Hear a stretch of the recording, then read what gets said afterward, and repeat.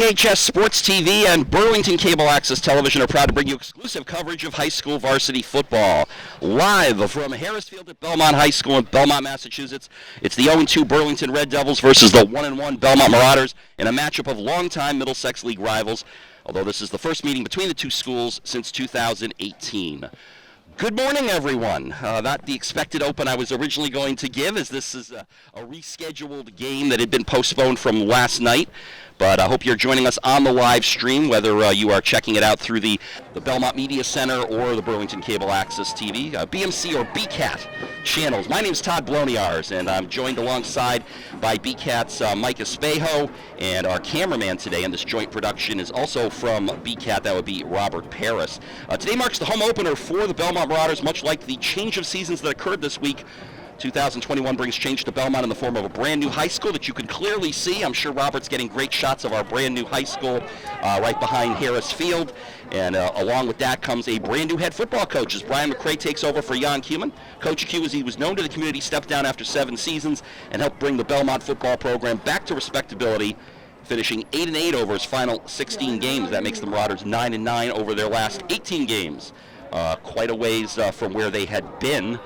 This year, McCray's Marauders, we said, already 1-1, having opened with a 20-7 road win at Cambridge. Ridge and Ladin followed last week by a 41-7 loss at Wakefield. This is the second straight week Belmont takes on a team from the Middlesex League's Freedom Division before they start the official league portion of their schedule against the Middlesex's Liberty Division. All right, let's bring in Mike Espejo here, who has seen the Burlington Red Devils in action, and talk a little bit about the start for the Red Devils. Again, long time. I remember when they all played in the same Middlesex League, Mike. That's how old I am, as people know if they've heard me before. But talk about this year's Red Devils squad. First off, Todd, thank you for having me, and thank you for having the BCAT team here to join in this joint production. We're very well. Thank you for joining us. Yeah, very excited to do this for the first time. And yeah, I'm an old timer like you, where I thought the Middlesex. I'm kind of new with the broadcast team this year, learning that we now have 2 divisions in the Middlesex League, and Belmont Middlesex League rival for me. Yeah. It's been a rough start for Burlington this year. We're started 0-2 with the losses to Lawrence and a big loss to Woburn last week under lights in the rain at Woburn Memorial High. The team is young.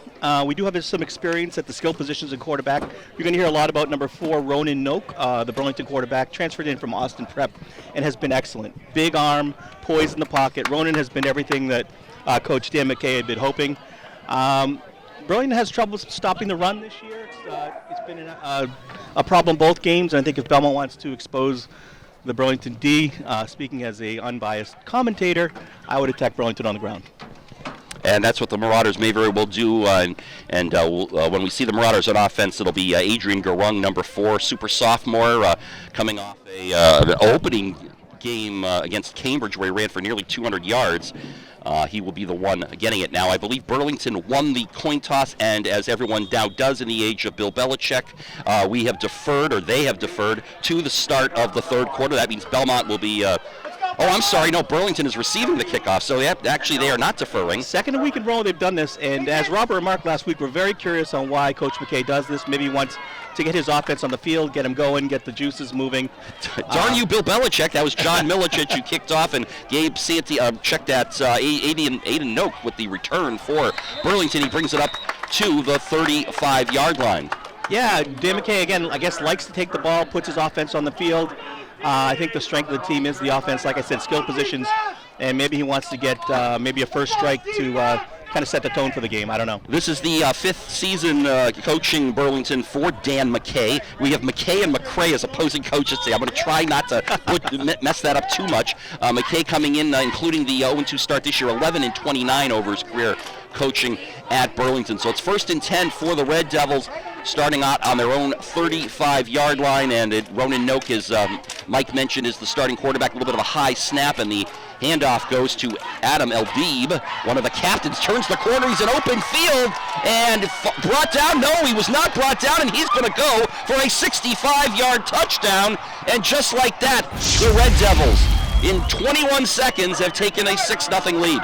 Beautiful run there by Eldeeb. Found a hole up the left seam and just ran it all the way. Almost got stopped there about the 20 by a Belmont defender, but was able to escape and run for the touchdown. LD, one of the 3 senior captains for Burlington, goes 5'7", 185, and Tyler Arnold, number 7, almost was able to bring him down from behind, but LD eluded him and just sprinted down the sideline to pay dirt. So just like that, and think about the beginning of that play, Mike. The snap was a little bit high, and who knows what could have happened, but obviously a nice clean field there for Noak, and he was able to hand it off to LD for the touchdown. Now the point after is up and good from number 36, Josh Pupa, a sophomore.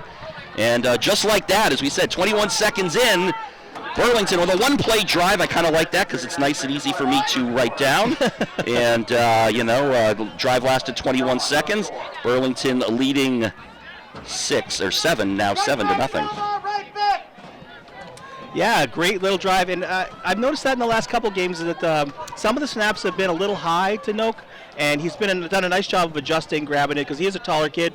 Noak is, 6'2", yeah. 195, and he has adjusted well to catch it. It was almost a fumbled snap, but Rowan was able to bring it in and get it off to Adam LD for the long run and score. Marauders on this kickoff return will have number 4, Adrian Garung, and number 20, Gordon Lassiter, a pair of their return men back on this return. Really quick, LD, Mike, let's talk about him. Well, what did you see from him in the first 2 weeks? Was it kind of similar types of runs? Maybe not to the same level that you just saw here, or is it?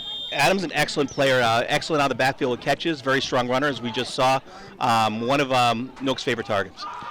So Pupa with the relatively short kick. So one of the front, the up men, John Dolan's going to take that for Belmont, and he's still on his feet, still going. Looks like a rugby scrum out there, and of course, when you talk rugby in Belmont, you're talking about state championship level competition there. And Marauders are going to start this off close to midfield. Does Belmont have a strong rugby program? Oh, men's and women's. They actually have folks from across the pond coaching, so a lot of experience there. Wow, I did not know that. Yeah. Yeah, well, there aren't that many rugby teams yet on the high school level, but Belmont is fortunate, both boys and girls, to have a couple of good teams. So Marauders here to start off on their first offensive series from their own 48-yard line. Excellent field position for senior quarterback Ryan Broderick to lead the offensive attack. And both teams starting on the shotgun today. And, well, the Marauders run I think both teams run a kind of a spread offense for the most part. Marauders saw a little bit of this. I actually caught the opening game at Cambridge, trying to do a little advanced scouting here in preparation for this week. And the handoff will go to Garung. Nope, check that. I'm sorry. No, it was the fake on the RPO. Faked it to Garung, and Broderick kept it himself and did not gain an inch. Nice or maybe by number 12 and 21 on Burlington, Tim Vadere, senior. Jumped through the line and was able to stop the runner in his tracks. Vadney also, again, one of the 3 senior captains for the Red Devils. They are still the Red Devils, right? I just wanted to make sure. Yeah. Okay. Oh, yeah. Red just Devils. Checking. You got a lot of name changes over the years. Here's the pass in the flat. It is caught by Kevin Logan, but he really doesn't get a whole lot, maybe a couple of yards. And I can't believe we have to turn the volume up on myself because, as anybody who's ever listened to me on a broadcast knows, I don't even usually need a microphone. The folks here at Harris Field all turn around and go, who is that person doing play-by-play for the entire stadium here? But that's not what I'm really here for. But it is 3rd down and 8, and here is Broderick back in the shotgun. Ready to take the snap, and he will roll out to the right and fire downfield. The pass is caught, but it will be short of the first down. And over there across on the far side is Andre Yardemian, senior wideout for the Marauders, but it is 4th down, and Belmont will have to punt. Nice series there by the Burlington defense. Looks like McKay has made some adjustments on the defensive side of the ball with 2 runs stopped on 1st and 2nd down, and then wrapping up the pass play short of 3rd down. So maybe Dan McKay and his staff has taken a look at the defense and made some adjustments to kind of fix the woes that we saw in the first 2 weeks. We mentioned this is McKay's 5th season coaching at Burlington. He's actually 0-2 all-time against Belmont. These 2 teams have not faced each other since 2018, 2017 and 18, which were McKay's first 2 seasons at Burlington. They faced each other in non-playoff games under the new format, no longer league rivals, but they were just scheduled games for both squads who hadn't made the playoffs, and Belmont won both of those contests. The most recent one, 28-7, here at Harris Field back in 2018. Here's the punt by Belmont, and that's taken, I believe that's John Hoffman back there. Hoffman tried to take it back to the center field, tried to find a hole, but Belmont snuffed him right out, was not falling for that at all. And that was John Militich who had kicked off to start the game for Belmont on that punt. Burlington will start this drive not quite the same field position they had on their first drive back at their 14-yard line, but certainly if El Deep can rip off another run like we saw moments ago, Mike, it may not really matter where the Burlington offense starts. Yeah, we'll see what happens. We'll see what McKay has up his bag of tricks this time for this Burlington set. 9:22 remaining here in the first quarter. Crowd is starting to finally kind of make their way in, slowly but surely. Again, this game originally scheduled for 7 o'clock Friday night, now being rescheduled to 10 o'clock Saturday morning. That's a bit of an adjustment for all involved.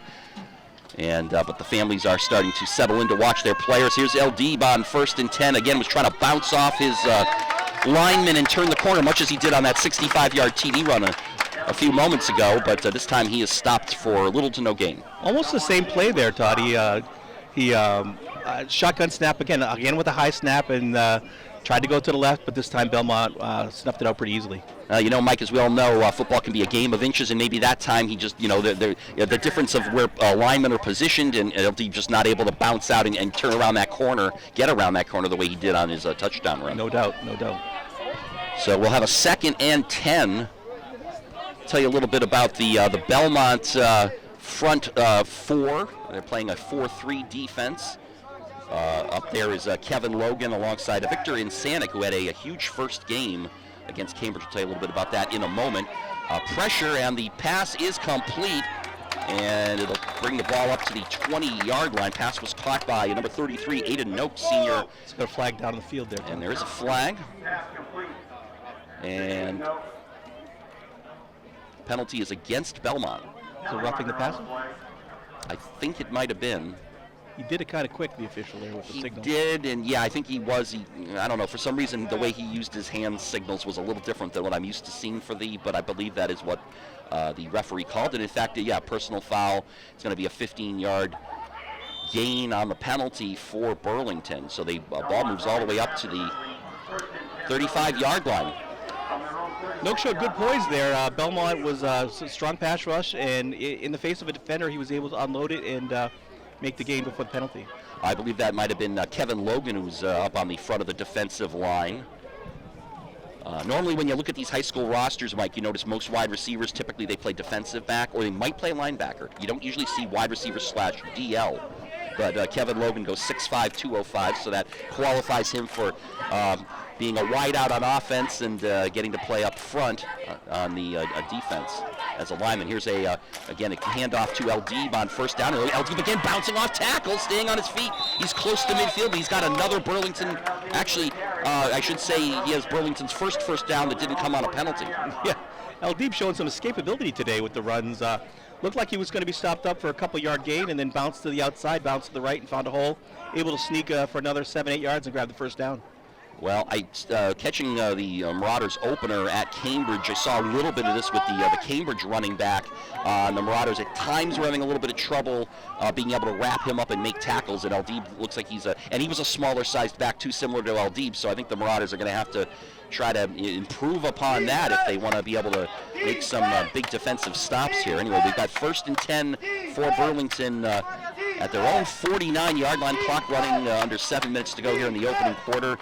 And it's Noak back in the shotgun, and this time he will throw it out to the flat. He's got an open man. That is that's Noak to Noak. Aiden would be the let's see. Are they twins? They're both listed as seniors, and are they related? Yeah, they're brothers. Yeah, they are brothers. So they're twins. Yep. I imagine they're both seniors. Okay.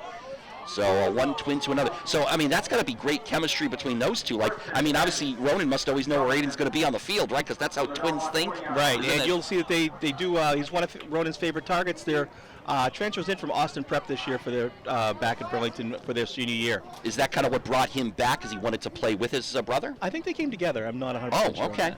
That was an 11-yard pickup from Noak to Noak, and it is a Burlington Red Devils 1st down at the Belmont 40-yard line.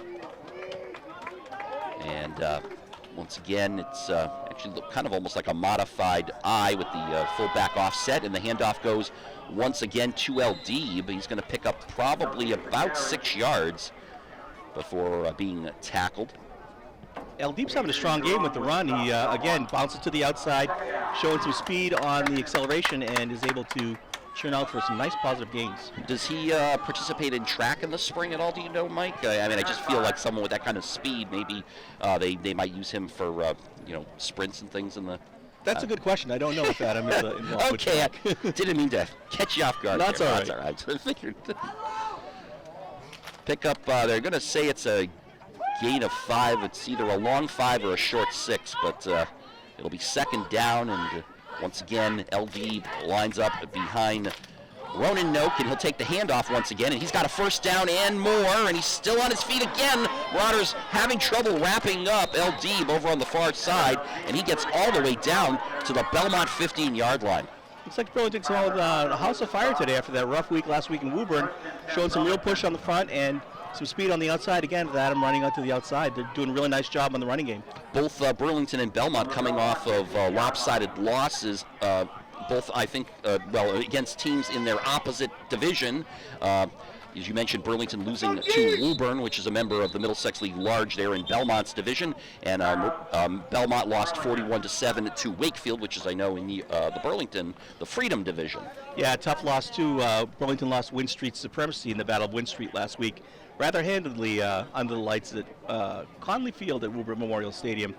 So both road games. Yeah, Belmont was up at Wakefield last night. Yeah, so it's Liberty and Freedom, I guess. Liberty was the old Middlesex League Large division. L for Large, L for Liberty. Then you have the Middlesex League Small, S for Small, S for Freedom. Oh, I don't know. That's, okay, they didn't quite figure it out. Yeah, I guess if you say S and F really fast over a microphone, it doesn't. They almost sound like the same letter. So. S for Stars and Stripes. Freedom. Which is Freedom. There you go. Stars and Stripes. What year did Middlesex League divide up? I don't know. I think it was. Trying to think. I got back involved calling games around 2014. I think they were in divisions at that point, but they might have been large and small at that point. Yeah, back when I was in Burlington in the Middlesex League, it was 30 years ago. It was one league, and Belmont was a big rival, just like all the other guys. I was calling Middlesex League games 30 years ago, or almost. I mean, I know what you're talking about there. Yeah, it's actually a little less than that. Right here at Harris Field, which at that time was a grass field, and it had no lights. All the games were on Saturdays. It's kind of a high snap. Yeah, it is a high snap, but Noak does a nice job recovering. Let's see if he's going to fire the ball downfield, and it will be incomplete, caught out of bounds by Aman Harani. Over there, as really Noak just did everything he could to kind of save that play and try to salvage something out of it. Yeah, snap went clear over his head. Noak jumped up, trying to grab it, couldn't grab it, ran back, grab it, and was able to run to his right and scramble nicely, and almost made the play there. Harani was just out of bounds by a couple yards. It was a nice recovery by Ronan. Yeah. And avoided most importantly from the Burlington aspect, he avoided the sack, avoided the big loss on that play. Definitely. 2nd and 10 for Burlington at the Belmont 15-yard line. Noak, again, a little bit of a high snap, but he pulls it down and taking advantage of that long reach, as you mentioned, Mike. Here's the throw downfield. It'll be incomplete. Pressure there again by Kevin Logan, who was the one who committed the personal foul a little bit earlier on Ronan Noak. And Noak doing a good job again just to sort of get rid of it and avoid taking the sack. Very impressed with Kevin Logan so far. This kid, he's everywhere. He's a big, tall kid. He's fast, and he's given Burlington a lot of problems, especially on the defensive side. Comes into the game, Logan does, that is, with 4 tackles on the season, and 3 of those are for loss, and that includes a sack. He also recovered a fumble in the game in the 20-7 Belmont opening season win against Cambridge. The first win in the head coaching career of Brian McCray. This is McCray's first head coaching job here with Belmont, and it's going to be a rollout by the quarterback, Noak. He'll get knocked out of bounds. Tried the keeper there on the Devils. Out to the left did not work. Stiff competition up front from Belmont, who forced Noak out of bounds at about the Burlington, 10, 9? About that. So it's going to be 4th down and 5. An interesting call here. Tell me a little bit about the Burlington kicker. Would they attempt a field goal from this part of the field? To be about a 27-yard attempt, Mike. Yeah, I think they're going to go for it. Looks like he's got the offense on the field. Quarterback's on the field. I think at this point it's too risky to try to kick. Might as well just. Well, I mean, it's close. I mean, I feel like it's close. I know in high school you never know, but this kind of distinguishes the teams who have good kickers or ones. Because if you wanted to trust your kicker, you'd do it here. 27 yards, not that long. So, but instead, in this case, Burlington's going for this on 4th down and 5. Can the Marauders make a big stop on defense? Noak is back. He throws. It is incomplete. Once again, pressure coming up front. Logan along with number 52, Jake Cornelius, a junior, for the Marauders playing up on the front line and in there. And the Marauders do finally get a stop and will take over on downs. Nice shot by the Belmont defense there, not giving Noak any time to get set and make the play. He had no time back there to make the play. Had to unload it or he would have faced a sack. Very good job by the Belmont defense on 4th down. Well, even on that last series of downs for Burlington, you saw Belmont's starting to get that pressure in. So the Burlington offensive line maybe showing a little bit of some holes on the pass protection. We'll see if that's going to be a continuing trend. This is Belmont's second offensive series. Their first one started at midfield, but they didn't get anywhere. And Coach McCray hoping for some better results from the offense this time around. Ryan Broderick, the senior quarterback. Adrian Garung's behind him. He'll take the handoff on 1st and 10. Garung will go into the pile and pick up maybe 3 or 4 yards. Adrian Garung, super sophomore, got off to a great start in that win at Cambridge, carrying the ball 18 times for 194 yards, including an 80-yard touchdown run on the first play of the second half, Mike. Very exciting play to watch. He just kind of, broke out into the open field and outran, similar to what we saw LD do at the beginning of this game. Very nice. Gain of 4 for Garung. 2nd down handoff, this time going to the up back. That would be fullback Zach Moss, one of the 2 Belmont captains. He is a senior and also plays linebacker on defense. The other senior captain is a member of the offensive line, Tony Zhao. Primarily, a lot of the shotgun set for the Marauders is usually the way they start the play. I haven't seen anything from behind center. Right, well, we haven't seen anything for Burlington either that way. Both teams kind of lining up in more of a modern-day spread offense, multiple receivers and quarterbacks working out of the shotgun. I think don't know if we're going to see any exchanges directly between center and quarterback today. In this one, it's once again in the shotgun is Broderick, and he's going to have to get rid of it quickly. Pass off the hands. He almost was able to complete that to Tyler Arnold here on the near side. Aiden Noak, Ronan's twin brother, in there on the pressure, and quick 3 and out for Belmont. Yeah, nice job by the Burlington defense there by Aiden Noak with the pressure, and almost got it off for a completion. Good poise in the pocket there by is it Broderick. Yeah, sorry. That's okay. This is his first year quarterbacking. He's new to me too. Yeah. This is our first broadcast of the year of Belmont football, so we have not seen anything. Back in punt formation will be number 15, John Militich, a senior. He is both punter and kicker. Usually that's how it works on the high school level. You tend to double up in those categories.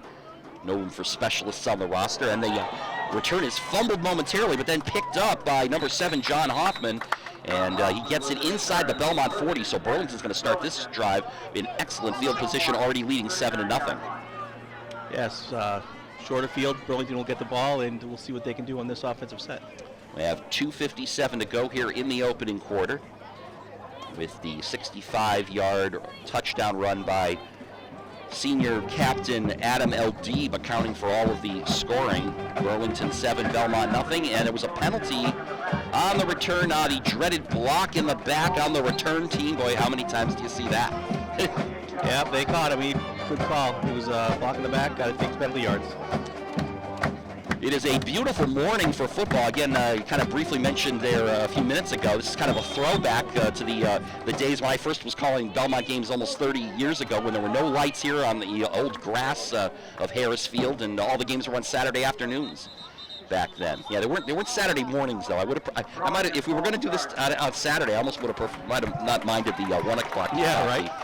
Yeah. Feels like the Thanksgiving started. 2 months from today's Thanksgiving, we had everything but the turkey today. Yeah, and the wind chill.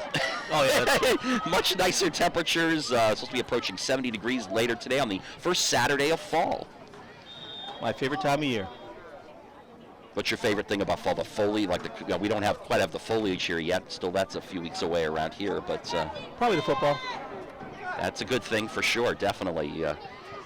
So 1st and 10, Burlington will start now at their own 43, and they will hand it off again to Adam Eldib, who tries to turn that corner. That time, he runs into a Mack truck. I believe that was John Dolan. Sorry, Zach Moss, number 10. I should always let Al Gledhill, the longtime public address announcer here at Belmont High School, bail me out of trouble, which he did. He said, Zach Moss, senior co-captain, making the tackle. Burlington really trying to attack the left side of the Belmont defense. I don't think we've seen a run to the right yet. Coach McRae was talking about Moss. If you missed it, you can check out the Time Out for Sports Talk Toddcast airing on the BMC channels, where we got to meet Coach McRae. Again, this is his first season coaching at Belmont. It's his first season as a head coach. This time on the second down play, Eldib does not get very much, although I see some laundry out there on the field. Might be a hold on the Red Devils on that one, Todd. Yeah. It's always kind of insult to injury, Mike, when it's a short run by the offense and then they get called for the holding penalty. So you didn't even have a good hold. A good hold, you would have sprung the running back for a big gain. Right, at least make it worth it if you're going to make the foul. So that will push the Red Devils back. By the way, did the Burlington marching band make the trip with the rescheduling of this game, Mike? Because it was supposed to be a battle of the high school bands today. I see the Belmont band over to our left in their standard position. Yeah, I don't see the Burlington band here today. Okay, so they apparently they did not make the trip. Unfortunately, I was kind of looking forward to a battle of the bands. That would have been because I think they were supposed to be doing some sort of coordinated halftime show. Oh wow, no, I think. But well, we'll see. I mean, the Belmont band is here, led by band director Allison Lacasse, who came on board in 2019, placing the longtime Mike Ketchum, the longtime band director. There's a pass downfield over the intended receiver downfield. I think it was, again, Noak looking for his twin brother, and that time to throw a little high, so it'll be third down. Big long pass out to the left. He almost had it. Aiden got a hand on it, but it was just a little bit too high for him to bring in. Would have been short anyway for the first down. It was about to the Belmont 46. Felt like that throw by Ronan Noak there, Mike. Again, it might have been a little bit rushed. I think Belmont, again, continuing to get pressure in the Burlington backfield on the quarterback. Belmont, again, doing a nice job of giving, putting pressure on Noak, limiting his amount of time to throw, get set, and make the play. I have to wonder here if Coach McKay, having seen this now over a few series in this first quarter, Mike, if perhaps he might think about, especially the way Eldib has run for the most part, maybe modifying some of the offensive gameplay, maybe have a little bit more running, less passing, since the Marauders have been getting such pressure back there. Here's the handoff on third down, right on cue, but Marauders sniffed the play out. Eldib's going to be stopped short of the first down. Yeah, I think they're going to one too many two times there. Belmont was not fooled at all. Asa Rosenmeyer, who is listed on our roster at 6'3", 315, wearing number 70 for the Marauders. And he was in there to help on the stop. You can certainly understand how he'd be able to make some big stops, especially on the tail of the tape. Eldib only goes 185. Yeah, you got to some tall the kids, 315. tall kids on that defensive line for Belmont. Well, yeah, we had some movement on the line. Were the Marauders coaxed into jumping? That was 52 over there, Jay Cornelius, who jumped, but was he drawn? And in fact, it is a false start on Burlington. You never tell in that type of play who jumps first, but I think they got it right with this one. There was a little bit of movement on the left side of the Burlington line. So now, Mike, did you play any high school football? Are you a former? No, I was actually in the band. I did not play football. What instrument? I played the saxophone. Oh, very cool. Okay. Former Belmont head coach Jan Kuhlman is plays saxophone as well. Learned that through many weekly talks we had with the former Belmont head coach. And this is a good-looking punt. It's going to be down at the 15-yard line. So do you get the Toddcast? Do you get a lot of time with the coaches? How often? We're still kind of working out. We don't know what we're going to, again, Coach McRae, brand new to Belmont. We brought him on before this game. We wanted to get to meet him, first of all. I don't know if we're going to be still doing the weekly interviews, but we hope to get him back in studio soon. But for the previous 4 or 5 years, we had Coach Q, as he was known, Jan Kuhlman. We would get him in, and we would do weekly discussions. He's quite a talkative guy, so we always had things. I mean, he managed to always fill 30 minutes every week Awesome. very easily. Shout out, because I believe he is watching our live stream this morning to Coach Q. That's great. Who stepped down after 7 years at the helm here at Belmont, and again really helped get this Belmont program in the moving in the right direction. Again, 8-8 over the final 16 games of his coaching tenure. And it's been kind of a long time. Belmont, if you go back 10 years, I mean, Belmont would have trouble winning one game a year. So he'd come in as also as a first-time head coach, like Coach McRae now, and was able to kind of put his thumbprint on the Marauders. But it is the Coach McRae era now, and as we wind down here at the end of the first quarter, and that'll do it. We won't have another play here, as Marauders only picked up 3 on first down. So we'll switch ends. Your score after 12 minutes, Burlington 7, Belmont nothing. And you are watching a live stream of Middlesex League football. Let's call it that. I'm all for Middlesex League. All yeah, I for like it. You know, the uniting of the two divisions, liberty and freedom. That's what it's about. You got to bring those together. Just like the uniting of our two towns on the broadcast. Exactly. That would be Mike Espejo from BCAT. That's Burlington Cable Access Television. And I am Todd Bloniarz from BHS Sports TV / Belmont Media Center. This is kind of under the BHS Sports TV umbrella. Our cameraman running things today is Robert Paris. Normally we would have BHS Sports TV producer extraordinaire Jeremy Meserve on hand. Unfortunately, because this game got rescheduled from Friday night to Saturday morning, Jeremy had a previous commitment this morning and could not make it, but we are very glad to have you folks here from Burlington, both Robert and yourself, Mike. Robert's the man about town in Burlington. You always see Robert at every event. He's all over the place. Does a really nice job. So he's your producer extraordinaire. Oh, absolutely, yeah. He's everyone's, I think. There you go. He's man in the camera bringing you all the great visuals. I'm sure he's getting some great shots of the Belmont High School in the background. That is the brand new Belmont High School. I still have to get used to seeing that sort of behemoth, monolith, what you want to call it. It's just so, there used to be like just, you could see the whole Wenner Fieldhouse, which is over there on the far left where the basketball teams play at Belmont High School. This whole thing was redone. They've reconfigured. The parking lot now is right behind the football field. It's just, you know, having been calling football games since the 90s here at Harris Field, it's just a little jarring to look across there and see that big building. Anyway, back to football. Quarter number 2. It's 2nd and 7, Belmont with the ball deep in their own end, and they will hand it off. I believe that's probably Garung again. Adrian Garung, number 4, when he comes out of the huddle. Again, we mentioned Garung with the huge game, 194 yards rushing against Cambridge. Held in check as the Marauders pretty much their entire offense was at Wakefield. Number 51, Christian Anine on the stop for the Devils, right in the middle of that scrum. Oh, thank you, Anine. Okay, I would have butchered that name. It's A-I-N-E, Anine. Okay, 2 syllables. Got it.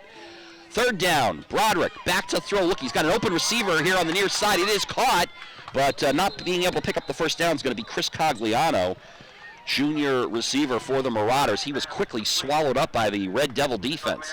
Number 7, John Hoffman with the tackle, playing corner for the Devils, was able to wrap him up and take him down for the end of the play.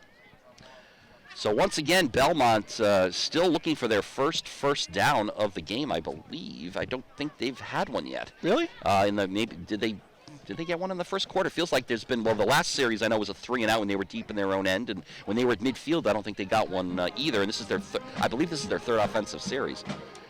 And still looking for that first down. They're not going to get it on this drive because back in punt formation again is John Milicic.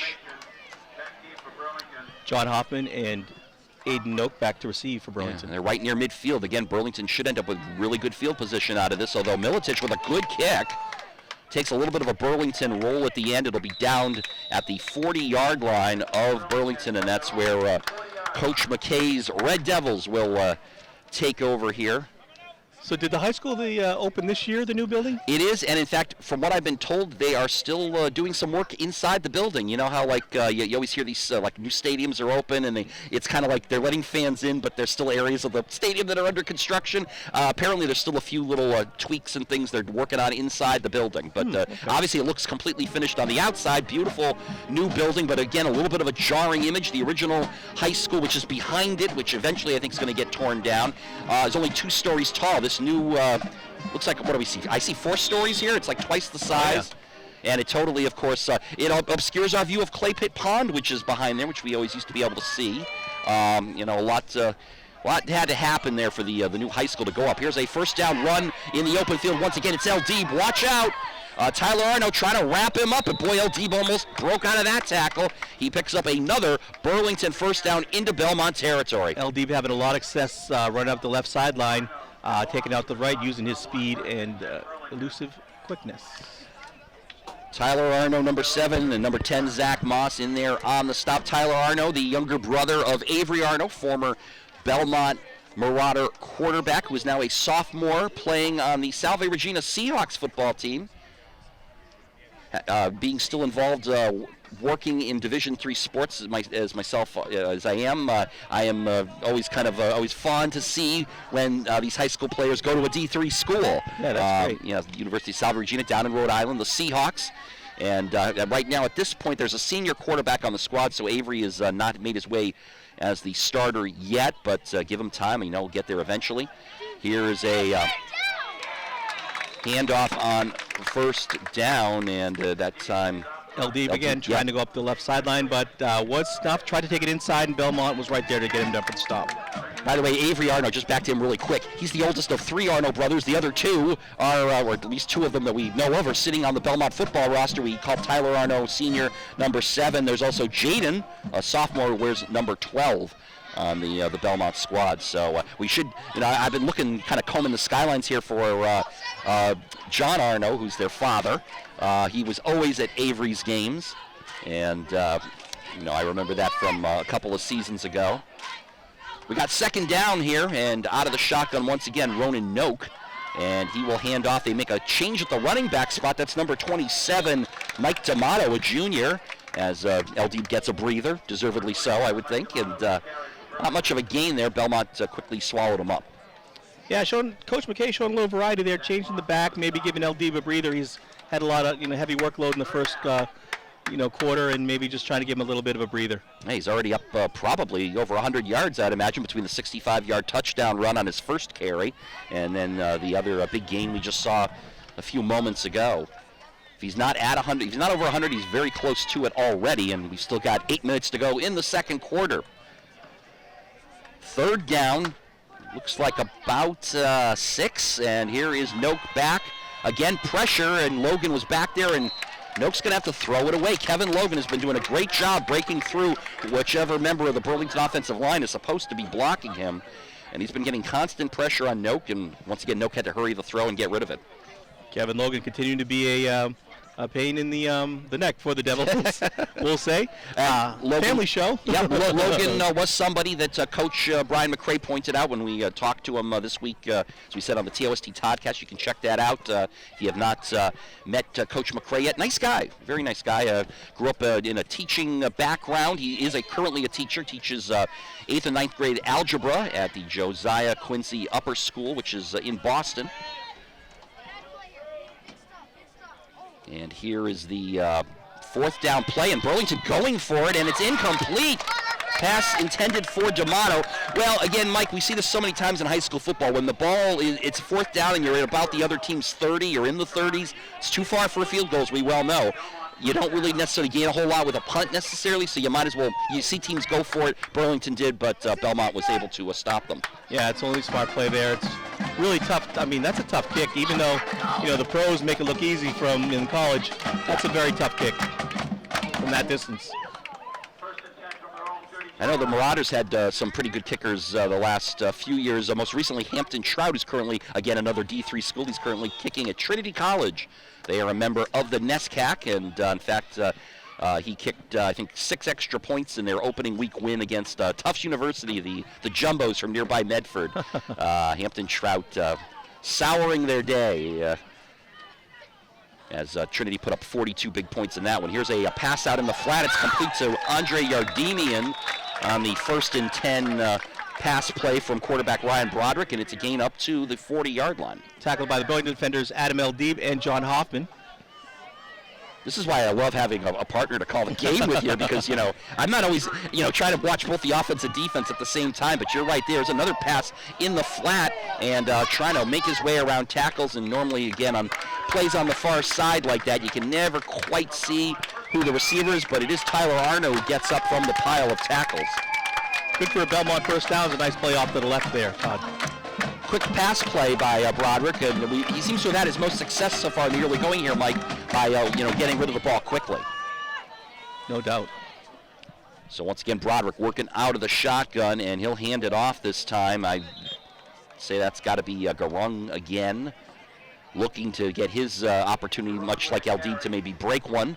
He hasn't yet. He only gets a couple on that carry. Yeah, a host of Burlington defenders on the tackle there, led by, I think it was Aiden Oak there on the tackle. We have a timeout being taken by Burlington head coach Dan McKay.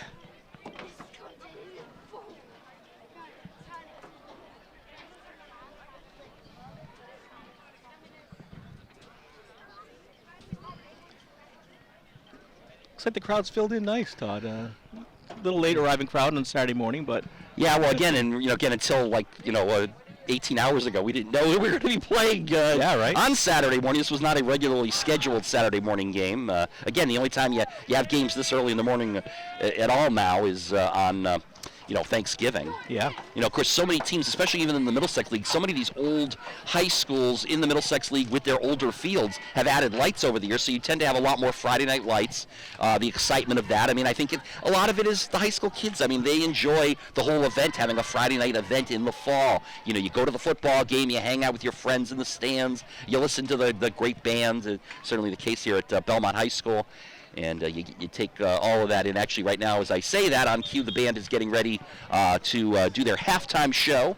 So they are leaving their spot in the bleachers and will head their way down to the field. Again, Allison Lacasse is the new band director. I have not heard Brass Bonanza yet. I hope we get to hear that a little bit later. Is that a staple here at Belmont? It is, and I'll fill you in later what that is, since you may not necessarily know the familiarity of that song. Here's love you, Mike. Okay, good call there. We have a flag down as that was Gordon Lassiter on the carry, and this may very well be on the offense, and in fact, typically it is on plays like that. Once again, not much of a gain on the run, but the Marauders' offensive line, somebody held. Yeah, looks like they got Belmont for a hold on that one. Going to push him back.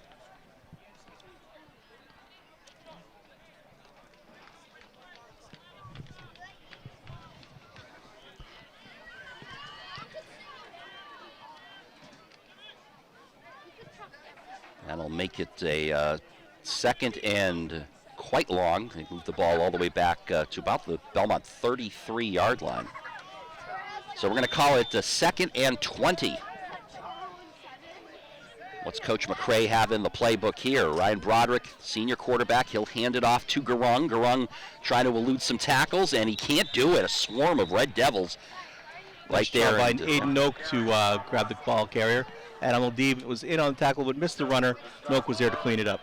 One of the things I first noted looking at the Burlington roster, Mike, it is very small, and I'm not talking about the sizes of the players. I'm talking about that when I was creating the Excel spreadsheet to put both teams on the same page, I only marked down about 30-something names here on the Burlington. Very short roster. I mean, that's got to be tough. A lot of these kids have to play both ways, and they don't really get much in the way of breathers. Here's a pass. It's complete here near side. They'll be knocked out of bounds as Kevin Logan, and he's going to be short of the first down. I'm sorry, back to you. Yeah, knocked out of bounds by number 7, John Hoffman. Yeah, it is a shorter roster. They had Has this been typical numbers for Burlington football the last few years, or is this maybe a COVID effect? This is my first year on the call for Burlington. Okay, all right. I know there were a couple defections early in the year, and just shortened up the roster a little bit, so it definitely does make it harder on these kids to go play more action for the kids, and they have to go both ways in a lot of cases. Once again, it is fourth down for the Marauders offense, and they are going to have to punt for the fourth time here. We're still only in the second quarter. That's John Militich back to do the punting. Burlington with 2 men deep, and the return is there by Noak. That's Aiden Noak, and he'll get it all the way up to his own 41-yard line. Not a bad return, about 10 yards there. And Burlington starting off again with good field position, already leading 7-0 with 4:59 to go here until halftime. Very impressed with the Burlington defense so far. I mean, we've had a rough first couple weeks with Lawrence and Woburn with the running game, but I feel like Coach McKay has made some adjustments, and they're doing a nice job today keeping the Belmont offense in check. Well, again, especially with such, you have to think one of the things as I look at the size of this Burlington roster, Mike, as games go along, and maybe you saw this the first 2 weeks, as you get further and further into the game, that the players on the field have got to be getting a little bit more spent, and that's where the other team on offense can really take advantage of a tired defense, especially if they spent a lot of the first half on the field. Maybe that's why he's taking the ball to start the games. He's got the horses to start. I don't know. It's not a bad idea. It's such a throwback now. Hey, you win the toss. Guess what you get to do? You get to receive. Hey, what a novel concept. There's a fumble.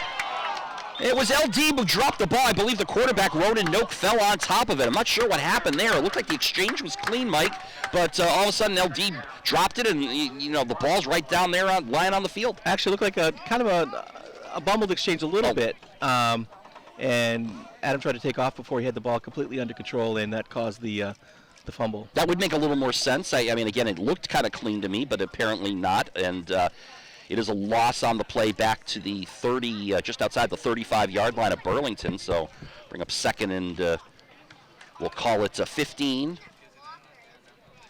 Ronan Noak, Johnny on the spot, was able to, or in this case Ronan on the spot, able to fall on the loose ball, and Burlington maintains possession here. High snap once again. Noak's going to bring it down and then roll out. And I don't know if that snap being so high, maybe that turned into a broken play, and Noak decided to just keep it and get what he could from it. Yeah, again, problems with the exchange. It's been a common theme we've seen for the Devils. Ronan's always kind of it's kind of a crapshoot when that snap comes out, how it's going to come. He's got enough to worry about on the play. Hopefully they can get that worked out. Wondering if this is a new center for Burlington this year, or if they've had to maybe go through a few. I'm trying to make out who's the number of the. Is it 55 maybe, or I can't quite tell.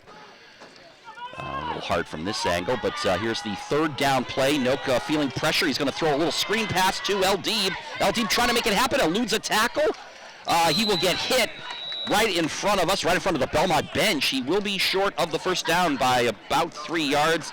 And Zach Moss involved in the collision for Belmont with Burlington's Eldib. Nice creativity there from Coach McKay with a little screen pass. Eldib almost broke it with the broken tackle to find the first down yardage, but Belmont was able to wrap him up for the stop. The screen pass, Mike, it's a brilliant way of trying to counteract the pressure. If you got a team blitzing defensively or just getting in there really quickly, quarterback just dumps the ball off fast, and that's one less defender who can make a tackle on the the receiver on the screen play. Very nice weapon against an aggressive defense. So we're looking at a 4th down and a long 3 for Coach McKay. And they're just going to go for it here. It does look like they're going for it, doesn't it? I mean, I don't see their kicker out there on the field. That would be number 36, Josh Pupa.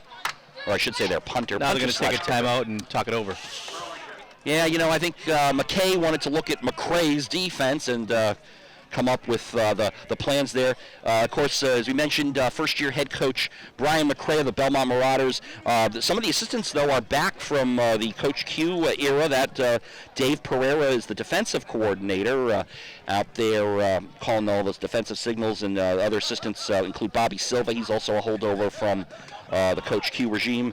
Francois Joseph and Ian Haffer, they are new to the staff. Chris Clark also had coached previously for Jan Human in prior years. He's now the freshman head coach, and the assistant freshman coach Bob Judy, G-U-I-D-I, and I knew I was going to butcher that. As you mentioned, we get some nice alliteration with the coach's name. Say McRae 5 times fast. I will not. I'll leave that to you, Mike.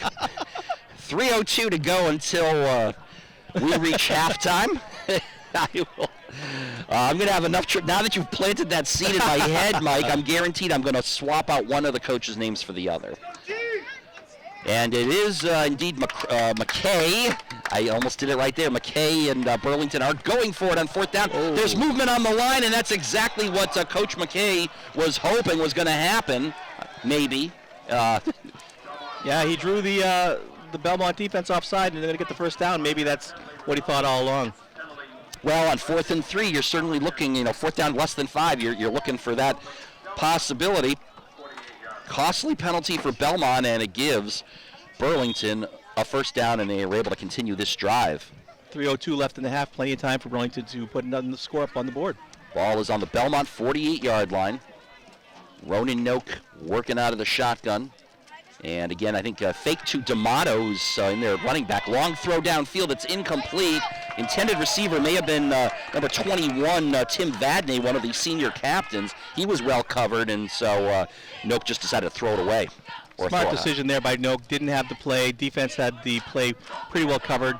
Instead of taking a sack or throwing an interception, better just to throw that one away and live to fight another day. Second down and 10 upcoming.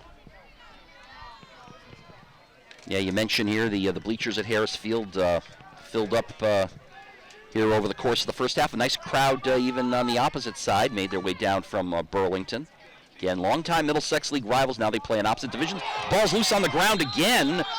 That snap looked like it might have rolled up and went over the shoulder of the quarterback, Ronan Noak, and then fell behind him, and it was Mike D'Amato who had to fall on top of the loose ball.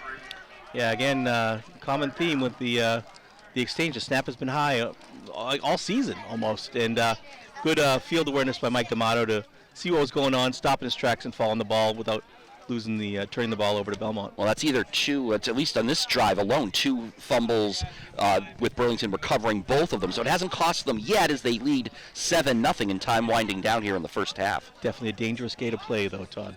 Oh, no question about it. We all know what happens when you play with fire.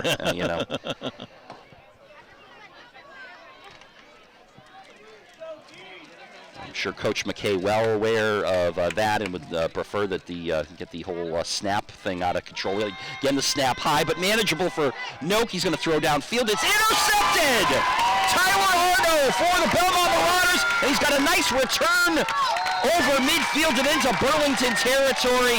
Double coverage down the field. Noak looked, and it was Tyler Arnold, number 7, the senior, popping in out of the safety position, really, and read that well, jumped in and made the pick. Yeah, Noak trying to take a shot to his own number 7, John Hoffman. Tyler Arnold really read the play nicely, followed the ball, and took it right in to take it in for Belmont and ran it back with a nice return. Belmont now starts 1st and 10.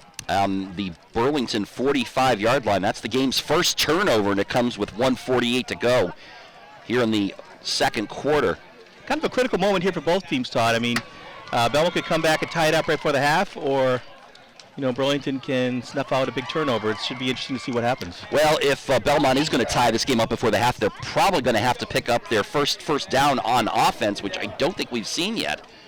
It's been a lot of 3 and outs so far. Belmont offense is struggling out of the gate. Burlington's defense has done an admirable job to this point in the contest.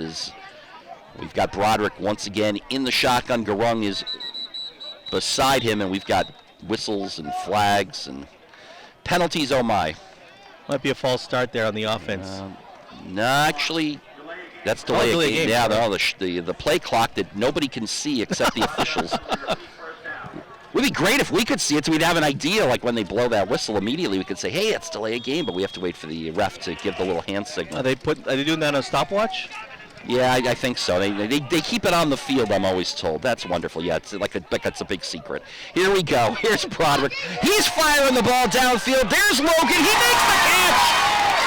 All the way down to the Burlington 15-yard line. He was in single coverage, defended down there by Brady McGonigal, and Kevin Logan using all of his 6'5" reach, able to stretch up there and pull down the pass from quarterback Ryan Broderick, and it's a big gain as the Marauders get their first down with 1:37 to go in the first half. You said it there, Todd. His size made the difference. He was able to reach up and grab that one.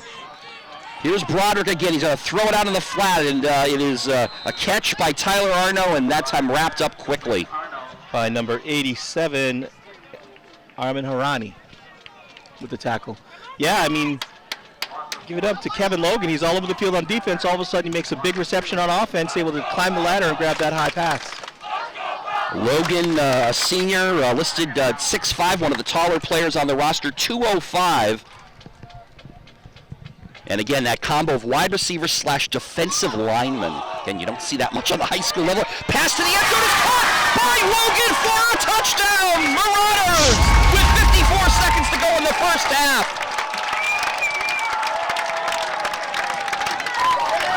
Right on cue, Kevin Logan comes up with another big catch. Beautiful strike from Broderick there. He hit Logan right in the back of the end zone.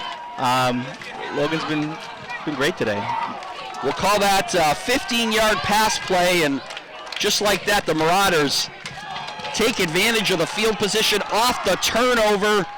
Tyler Arnold's interception sets it up, and the Marauders march 45 yards to pay dirt, and now they're going to try to tie the game. Or, yes, they are. Here is Milicic for the extra point. That is number 12, Jaden Arnold. We mentioned his name earlier. He will be the holder. Interesting formation. They started strong to the left and moved into a more typical extra point formation. Would make sense. Snap, ball's down, and here's the kick by Milicic. It is up and good. Splitting the uprights and tying the ball game. With 54 seconds to go till halftime, it is now Burlington 7 and Belmont 7. We got a ball game, Todd. We absolutely do, Mike. No question about it. Marauders taking full advantage of the turnover. Tyler Arnold with the interception and the big return, and just a handful of plays for Belmont to matriculate their way down the field, 45 yards for the touchdown. The two biggest plays, obviously, the two long passes from Ryan Broderick to Kevin Logan, the two seniors hooking up there, and Logan just taking advantage of that, again, that 6'5", 205-pound frame. Beautiful job, too, by Broderick to get the ball out there to him. It's nice answer by Belmont to make this a game. I think we're having this is going to be a fun second half. Well, with Coach McCray running kind of a spread offense, and as I looked at the Belmont roster, there are no tight ends listed on the roster. I think this Marauders offense under Coach McCray really kind of playing without a tight end. It's just a lot of receivers. In some ways, Logan kind of, with his build, 6'5", 205, kind of acts like a high school tight end. I mean, that's what you want to see. And again, biggest target there for Broderick, and he found him in the single coverage matchups that he liked, and was able to complete those passes. And finally, the Belmont offense wakes up here in the closing moments of the first half. Got an old school Middlesex League street fight here, Todd. We absolutely do. It'll be Milicic to kick off from his 40. A couple of return men back deep. That's Aiden Noak taking it at about his 10. He's across the 20, across the 30. Pretty nice return. Finally gets hit at the 31-yard line. And with 45 seconds left here in the first half, Mike, we'll see if Coach McKay decides he's going to try to get daring or maybe just take a knee and start things up. Now, remember, of course, Belmont's going to receive the second half kickoff. That might lead to perhaps being a little more aggressive here and seeing if you can move the ball downfield if you're Burlington. I think McKay's going to take a shot just for that reason. Belmont's kind of got the momentum, 45 seconds, maybe some safe long pass. Well, low-risk long pass, is there such a thing? Oh, no, and I'm incorrect. They're just going to take a knee. Well, I know Burlington used at least one timeout in that first half, and I always forget how many timeouts. Let's go for. Timeouts seem to, is it five for the game, or is it by half? It used to be 3.5, but I think now they just sort of, now they seem to, timeouts magically appear whenever coaches need them, I think. Yes, Much like the play clock. Yeah, right, of course. If only I'd spent the night before going through the high school play, the rule book and figuring out, I know all these little details. Oh, you're making it easy. You're very thorough, very knowledgeable in the background. You're giving us a high bar over at BCAT to pick up the broadcasts. Okay, if you say so. Final seconds here, one more snap. Burlington will take the knee. And we have reached halftime from Harris Field. Your halftime score. Belmont 7 and Burlington 7 as the Marauders come storming back on that final drive of the first half to put up points. The touchdown pass from Ryan Broderick to Kevin Logan, evening things up on the final offensive series for Belmont in the first half after Adam Eldeeb took the first offensive series in this first half for Burlington, 65 yards on a touchdown run. And that's your scoring summary. And with that, we will step aside here and give you a halftime break. Robert Paris, our hardworking cameraman and BCAT producer extraordinaire, I've been told here by Mike, we'll give him a break as well. And we will be back in approximately 11 minutes. Stay tuned here on the joint production of BHS Sports TV and BCAT Television. My name's Todd Bloniarz. He is Mike Espejo, and we are glad you could join us here in this joint production between the Belmont Media Center and Belmont Cable Access. I'm sorry, Burlington Cable Access Television. I was thinking back to my old days when I first was a volunteer in Belmont. It was Belmont Community Television, so I kind of. And then I was the one I saw up on the door. They had a little placard that said BCTV 8, and no one ever referred to it as that. So when I was doing sporting events, I always said BCTV 8 because it sounded so hip and professional, like I was working at ESPN or something. One of those four-letter networks. I said BCTV 8. That sounds like a real station, which it was, and it is, and now it has evolved into the Belmont Media Center. And like you said, it's really nice to be back.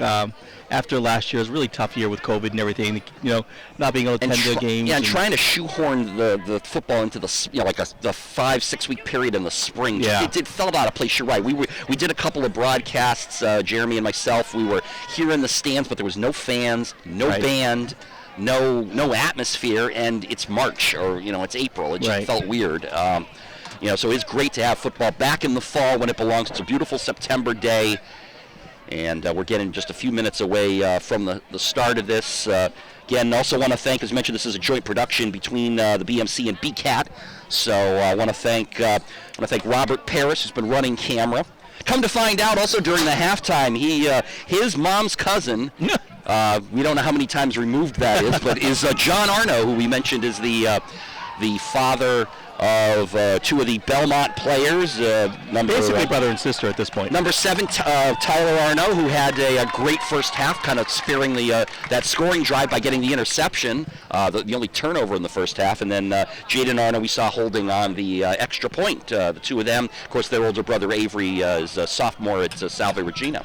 And so so Robert there's related to the Arnold family. So all these players we're talking about, they're all your kin, your cousins. Again, we don't know which cousin and how many times removed they are, but we're all related here in the Middlesex League, Todd. Oh, absolutely, yeah. It is. As I like to say, it's a small world, and as one of my closest friends always likes to say, it's a good thing we don't have to clean it. And on behalf of BCAT and Burlington, thank you for hosting us today. This is a pretty cool thing, having both talents do the broadcast together, and if we can make it happen, we'd like to welcome you next season to Burlington if the schedule falls, and maybe make this an annual tradition. Yeah, it could be. I kind of like that idea. Who's your executive director over there at BCAT? Jen Dodge. Okay, well, shout out to Jen Dodge. I will give a shout out to Belmont's own ED, Jeff Hansel. That's kind of why I wanted to do that. I want to get both in there. Jeff was great today. He met us here early, and he was setting us up with the sound checks, and he put up with all my jokes. So shout out to Jeff for all that. Wow. Well, you know what? He's had plenty of practice warming up to all my jokes, which are probably a lot worse than anything you could have come up with. As Burlington getting ready to kick off here, Belmont will receive to start the third quarter, coming off that their last scoring drive to pretty much close out the first half. Back deep for Belmont, Adrian Garung, number 4, and I believe that might be, I think that's number 20, Gordon Lassiter, I think is on the far side. Short kick. It's another short kick, as we saw at the beginning of the game, taken by Chris Cogliano. He's still on his feet. He turns the corner. He's got some room. And he's into Burlington territory, and the Marauders are going to start this drive in just about the same field position that they did on their scoring drive to close out the first half. Looks like it was number 21, Tim Vadnais on the tackle there for the Devils. Again, big thanks to the Belmont High Marching Band. We see a few straggling band members getting back into the stands with the rest of their crew. They really did entertain us. At halftime, they'll keep us entertained in the second half. Sounded great. We do miss the Burlington band. We're sorry because of the rescheduling of this game from Friday night to Saturday morning. They weren't able to make the trip because I would have looked forward to hearing bands back and forth, kind of like at a college football game, right? Sure. Isn't that kind of, that's what it's all about. Anyway, so it's 1st and 10. Marauders, ball at the Burlington 43-yard line, looking to... Trip wide receivers right here. Yes, again in the spread offense, back in the shotgun is senior quarterback Ryan Broderick. There's movement on the line. Who jumped? I think that's going to be on the Devils. Looks like they jumped across the line early. Yep, immediately they will march the ball forward 5 yards. 1st and 5 at the Burlington 38-yard line. Garung is the lone running back to the left of quarterback Ryan Broderick. He'll take the snap. He'll hand it off to Garung. 1st and 10. Garung in the open field. Adrian Garung is off to the end zone. Touchdown, Marauders! We've been waiting for Adrian Garung to break one in this game. And right there, he touchdown run, very much like the first time he carried the ball in the start the second half against Cambridge. Another touchdown for Garung, his second of the season, and Belmont's taken the lead with 11:41 to go here in the third quarter. Nice play design there by the Marauders. We had 3 wide receivers set to the right, kind of had the Burlington eye on the shotgun formation. They ran it right up the middle for the score. So we have now had 3 touchdowns in this game, and 2 of them have been scored on the first offensive play of the half. Each half, it was, of course, Adam Eldib with a 65-yard run to start things off for us here this morning, briefly morphing into afternoon. Extra point up, and it is good by John Milicic. Teams will come back upfield as Belmont has taken their first lead of the game, 14-7. And taken the momentum of the game right over. This is a whole new ball game now. Yeah, 14 straight points for Belmont in the span of really about 2 minutes of game time. Marauders got the ball late in the first half. They went 45 yards and scored here. They only had to go 43 yards. Again, set up on the good field position from the kickoff return. We had the offside penalty, and then on the first offensive play, Adrian Garung found a hole behind that offensive line. Of course, a good Belmont offensive line set up by their senior co-captain, Tony Zhao. Other members of the offensive line include Asa Rosenmeyer. I think we brought him up earlier. That's big 6'3", 315-pound Asa. Also on the line, number 54, number 52, Jake Cornelius, we mentioned him, and also number 58, Victor Insanik, who is probably more known for his tackles for loss on the defensive side, but not a bad blocker on the O-line either. The Red Devil defense had been playing great. Looks like Belmont's made some adjustments and have been able to scratch through for a couple scores. So. Well, you know, I could argue Mike Burlington's defense has still played well with the exception of really 3 plays, the 2 pass plays at the end of the first half and then that run by Garung. Otherwise, they've kept Belmont in check. Here is Aiden Noak on the return, and he's going upfield. He's got a good-looking return, and he's into Belmont territory all the way to the 48-yard line. Nice answer by Aiden there to get the Devils back to the ball on the Belmont side of the field. So now Burlington will be set up in good field position, and boy, after we only had it's 7-7 at halftime, we'll be looking at an offensive shootout here in the second half. Yeah, late start Saturday morning. These kids, you know, they move a little slow in the morning. They got the blood flowing up and going, and we're going to see some fire. I was going to say your typical, teenager on Saturday mornings is not like up with the sun. It's it's the first after 5 straight days of getting up early for school. You want to crash on Saturday morning a little bit, kind of like you said, get up slowly or work your way. Admittedly, neither am I, Todd. Admittedly, neither am I. Yeah, you and me both, Mike. Here is Noak back on first down. He'll fire it. It is incomplete, broken up, and boy, talk about your timing. John Dolan, number 11 of the Marauders, was right there to meet Vadnais, number 21 for Burlington. Yeah, Vadnais was there, and the ball was there. They were all there at the same time, and nice breakup of the pass by Dolan. 2nd and 10. Again, we're glad you could join us here. I hope you're watching us live if you couldn't make it down to Harris Field on this beautiful Saturday morning. Again, I believe it is still morning. Yes, it is according to my watch. 2nd down handoff back to Eldib. He started things off big in the first half, and he'll end up getting a first down for Burlington, it looks like. They're spotting the ball inside the Belmont 40. Another nice run by Eldib, who's got to be over 100 yards unofficially. Nice job with Eldib running off to the right side. He's shifty little runner. He's kind of, I wouldn't want to tackle him. He's probably tough to run down because he's compact and little bowling ball going through. Well, Mike, not only does he have this great ability to elude tackles, but he's also been breaking tackles. Yeah. Like, bigger guys are trying to wrap him up, and he just slips out of there. Very elusive, very shifty. Been a nice morning for Adam. Here we go again with the. I know. The morning football is throwing off our circadian rhythms. Yeah, it's doing something for sure. Here is 1st and 10, and it's Noak out of the shotgun. He'll give it to Eldib again. Eldib looking for a cut back in. That time he's wrapped up by Tony Zhao, who we mentioned moments ago. This time it's Zhao coming up from his linebacker position. Zhao 6'1", 195, one of the 2 Belmont senior captains in on the stop. Eldib got a little bit of a breather at the end of the first half there with D'Amato, but Eldib is back and back for the action. 2nd down and 10 upcoming. No gain for Eldib on that first down carry. Burlington looking to get back in kind of an offensive rhythm here as Belmont's put up 14 quick points to turn Burlington's 7-point lead into a 7-point deficit. Here is Ronan Noak working out of the shotgun, as we've been saying, again, a little bit of a high snap handoff, El Deeb. And he's wrapped up. Chris Cogliano was right there to meet him. And for the second straight play, a Belmont defender is able to wrap up El Deeb for little to no gain. Crucial third down here for the Devils. After Belmont's 2 scores, like to see what Coach McKay brings to the offense on this play. Big third down upcoming, especially after the big return Burlington had here. Aiden Noak set them up so nicely. This drive starting back at the Belmont 48-yard line after Aiden Noak's big return. See if his twin brother can make a big throw here on third down. Presumed it's going to be a pass play. And he might be even looking for his twin brother in the process. Ooh, low snap that time, picked up by Ronan. He'll fire it near side. Pass is caught, but it's going to be short of the first down, and that was John Hoffman over there on the near side with defense from Gordon Lassiter. Looked like a bumble on the exchange. Ronan just trying to get it out of there with the defense bearing down on him. You know, it is still September, so it's still baseball season. That took a grounder to short. It just took like a one hopper, fielded cleanly by Noak. Can you tell I've called some baseball games in my time too? All right. Fourth down. Looks like the Devils going to go for it. Critical fourth down here. 35-yard line of Belmont, Mike, and we mentioned this earlier. The ball was in this spot in the first half for Burlington. They went for it then. Coach McKay said, yeah, I mean, what do you gain out of this? If you punt, it goes in the end zone. You're gaining, maybe 10 or 15 yards? So Smart play at this point. Yeah, you might as well go for it here. Whoa, high snap, though. It's going to be a problem. And the ball is loose on the ground. No matter who the ball, Burlington turning it over on downs, and it's going to be an official recovery by...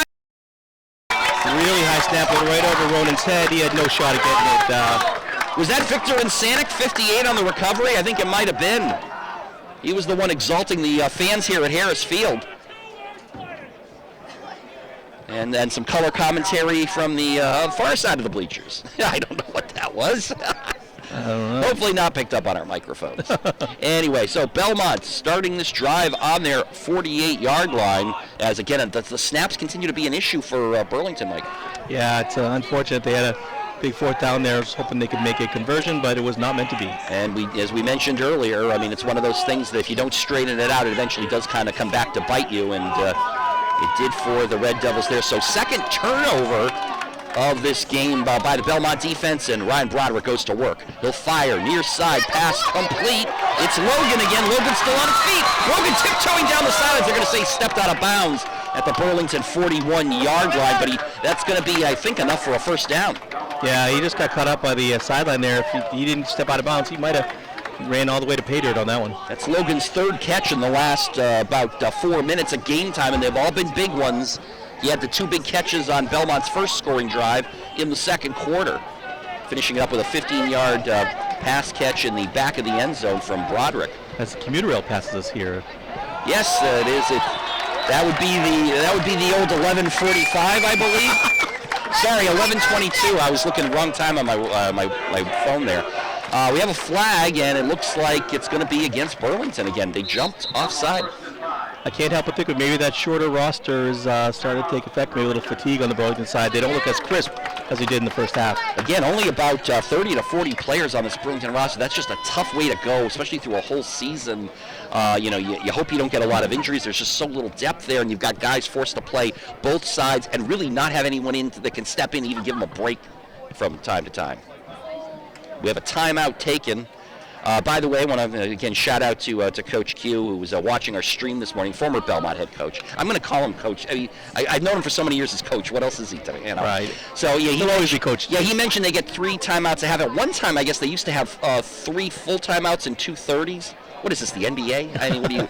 So is he giving you in-game updates on the timeouts? Yeah, well, he's watching and he's texting me little notes. Very here. nice. Like he hears me screw up like I normally do on these broadcasts, or I'm lacking information and he's trying to fill in the. We've got gaps. Lifeline. Phone a friend. Yeah, right.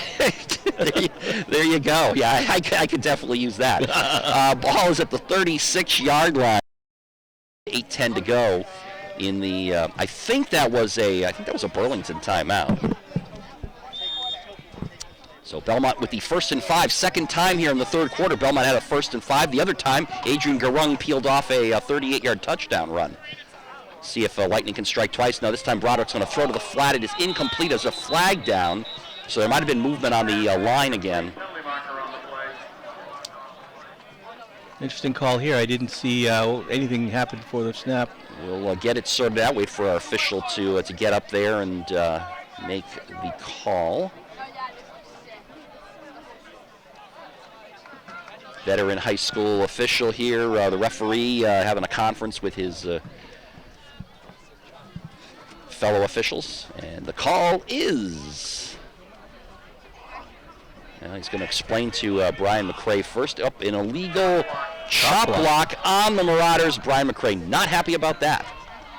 Don't see that call very often at the high school level. No, you don't. You know, and I just posted a tweet too, say I was chopping it up with you on the broadcast. And, yeah, I know. Yeah, right. We went from chopping to chopping in the wrong way. Unfortunately, here for Belmont, that's tweeting like a bird. Yeah, a bird that's kind of meandering about. You should see me. Like, we've got the glare of the sun, and I can barely see anything on my phone. Plus, I'm wearing like these super colossal sun goggles here, and so right, I'm trying to read my phone. I must have misspelled. Like, I think I got the word chopping spelled correctly. I'm sure someone will reply to the tweet if they're following at TOSTBMC about that. Here is a first and long handoff, Garung, and he'll get into Burlington, back into Burlington territory for a gain of maybe about 5. Yeah, long field for Belmont after the penalty. Looks like about 2nd and 15 they'll have. It will be, yeah, that's exactly what I think it looks like. Mike, 2nd and 15 here. They put 16 up on the board.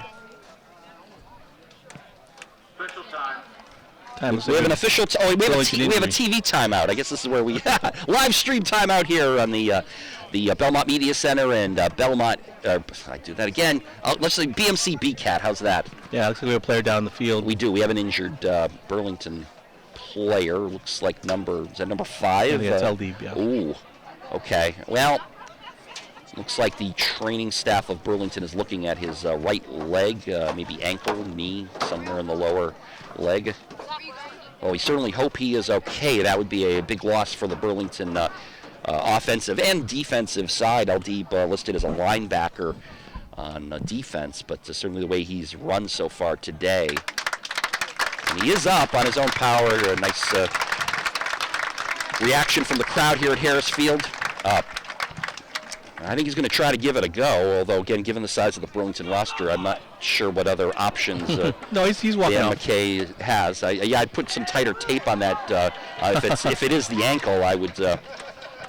Burlington's certainly going to need him back on when they get the ball on offense here. It's like Tomato's back. He was playing on defense anyway. We have a 2nd, and they're calling it 16 up on the big scoreboard here at Harris Field. Handoff Garung, he's going to fall forward and gain some yards, but probably not more than a couple, and it's going to bring up 3rd and long. Host of Devils on the tackle, number 77, Sean Bonsai on the tackle. Bonsal, sorry. Bonsal. It's tough to read in the sun, like you said, with the... You were going to say, I think you were saying bonsai for a minute. I know. Whoa! It's like for my Mr. Miyagi commentary. He's listed at, Sean, spelled S-H-A-A-N. I like the unique spelling. 6 feet, 250 pounds. Probably one of the bigger Red Devils you will see out on the field here today.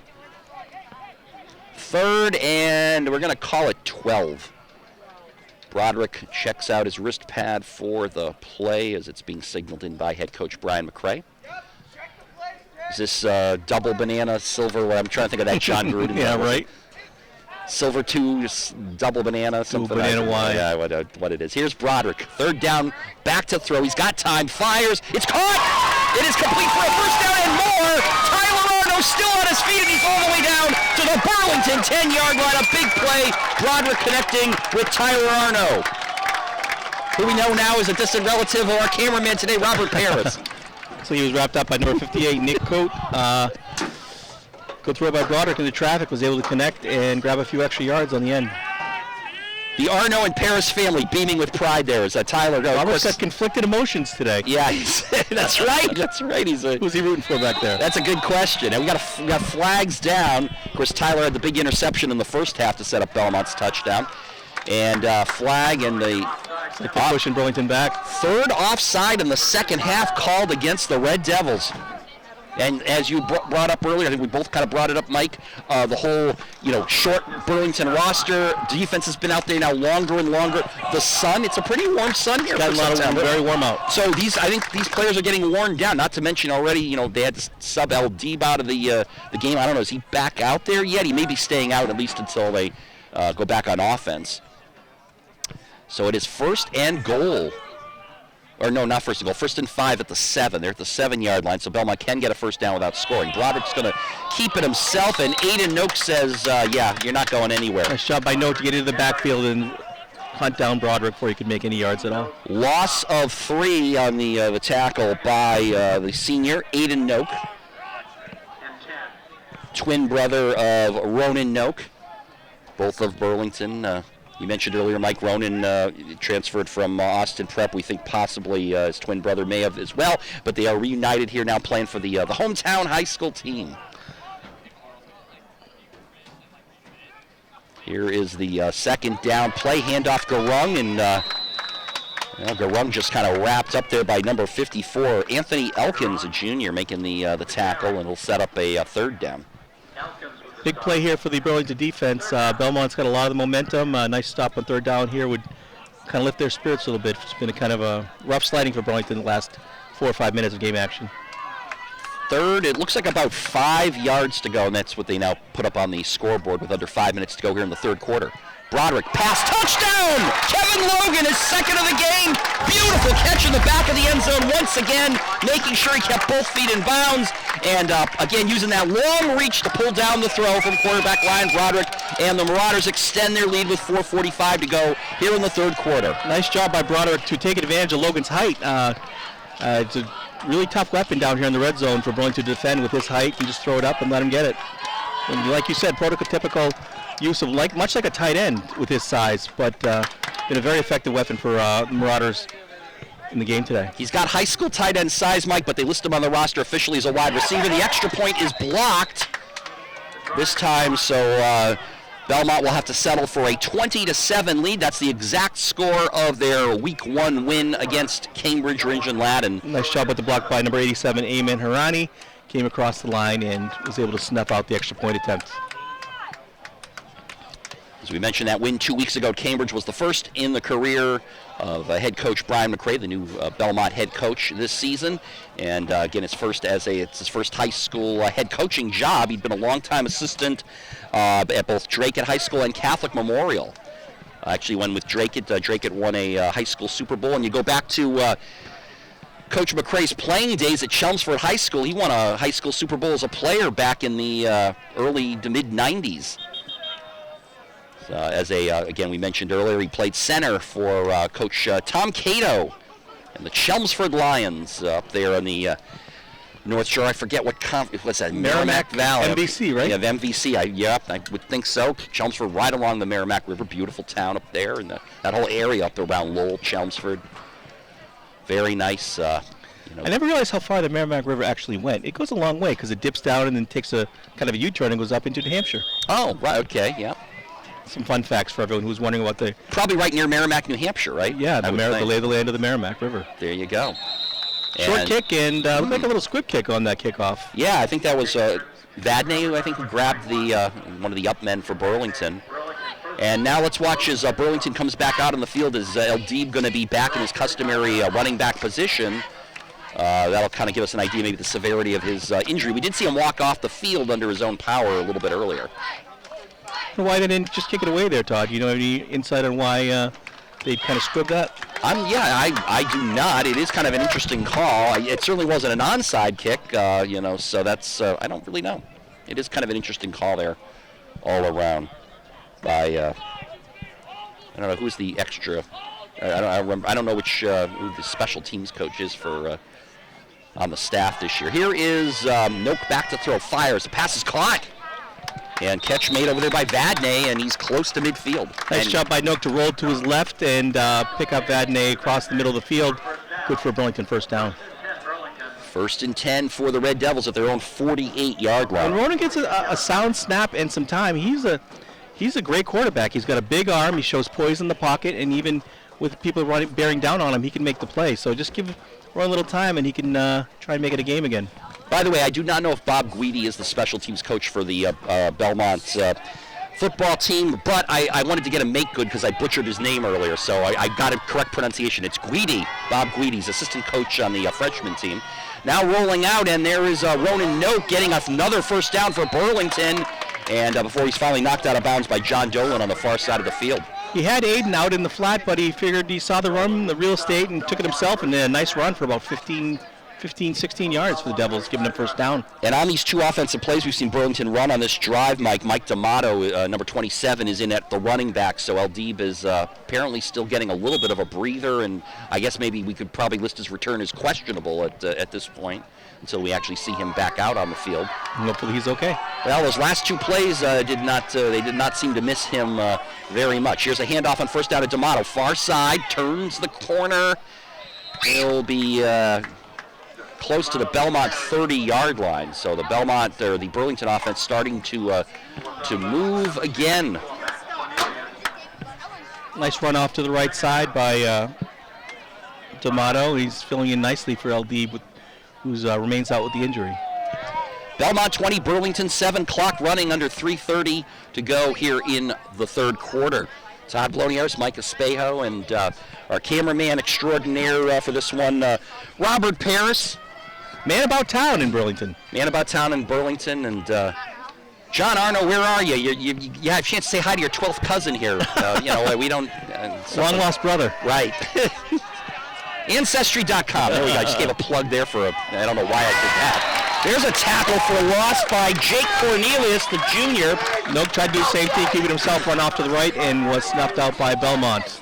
You know, as I look at this roster, Mike, on Belmont's side, I look at all the seniors on the offensive line, but it's the junior, Jake Cornelius, number 52. We've called his number quite a few times today, and Coach McRae's got to be happy. He's going to have him for 2 full seasons. He's already got senior size, 6'1", 200 pounds. I'm not sure what the difference in size would be between a junior and senior. Yeah, it sounded good. I love the term senior size. Well, if you cut that little piece of sound out, I sounded brilliant. But everything around it, not so much. Pass incomplete, looking for the intended receiver. That was John Hoffman. Good rush by Belmont. Wasn't giving Noak much time there. He had to unload to try and get it to Hoffman. Coming up on a critical fourth down for the Devils. I think that might have been Logan in again, applying some of the pressure for Belmont. We saw that quite a bit in the first half, where Ronan Noak at times was kind of running. I think Logan's going to be in the running for Key to the City today after his performance. Is Belmont a city or a town? No, it's a town. Oh, Key to the town. Or maybe a lockbox to the town. He's been doing great. I don't know what you get. A lockbox to the town. I don't know what you get for a town. That was a good one, Mike. I like that. I was suddenly thinking of Al Gore for some reason. Here's, I don't know what brought that into my head. Here's a fourth down play and a gang tackle, and the Marauders are there to sniff it out and stop Burlington from advancing on this drive, and Belmont will get the ball, turning it, once again, Burlington turning it over on downs. Nice job by the Belmont defense there to stiffen up as Burlington was making a threat to try and get a score, but unsuccessful. So Belmont will take over 1st and 10. You know, since that opening touchdown by Aldib, Mike, it feels like Burlington's offense just keeps stalling it right about the 30-yard line, and we find them that, they keep getting stuck in that fourth down around the Belmont 30, so you go for it because you're not going to gain much by punting. It's too far for a field goal, and this is where they seem to end up getting stuck, and they just can't seem to break through. Credit to the Belmont defense for tightening up when it starts to count. Well, now it's the Belmont offense back on the field and feeling very confident since the latter stages of the second quarter. They've scored 3 touchdowns since that time, and we got 2:16 left here in quarter number 3. Working out of the shotgun is the senior Broderick. But first, a whistle and a timeout taken by the Marauders. That's their first of, I think it's their first in this half, of the 3 that they get. Now that we know, we've been clarified by Coach Q. Thank you very much for the clarification. Yes, thank you. On the lifelines. Phone a friend. Which do you use? Is it a phone a friend, the lifeline, or? By the way, Coach Q, for the record, just, I keep bringing him in on this broadcast, but he is giving you many props, Mike. He's enjoying your work on the microphone immensely. Oh, no. Actually, he said other things in his text, but I cannot repeat them on the air. It would be some kind of an FCC. But he said, Blanken loved this color guy. Oh, my goodness. He doesn't know me well enough.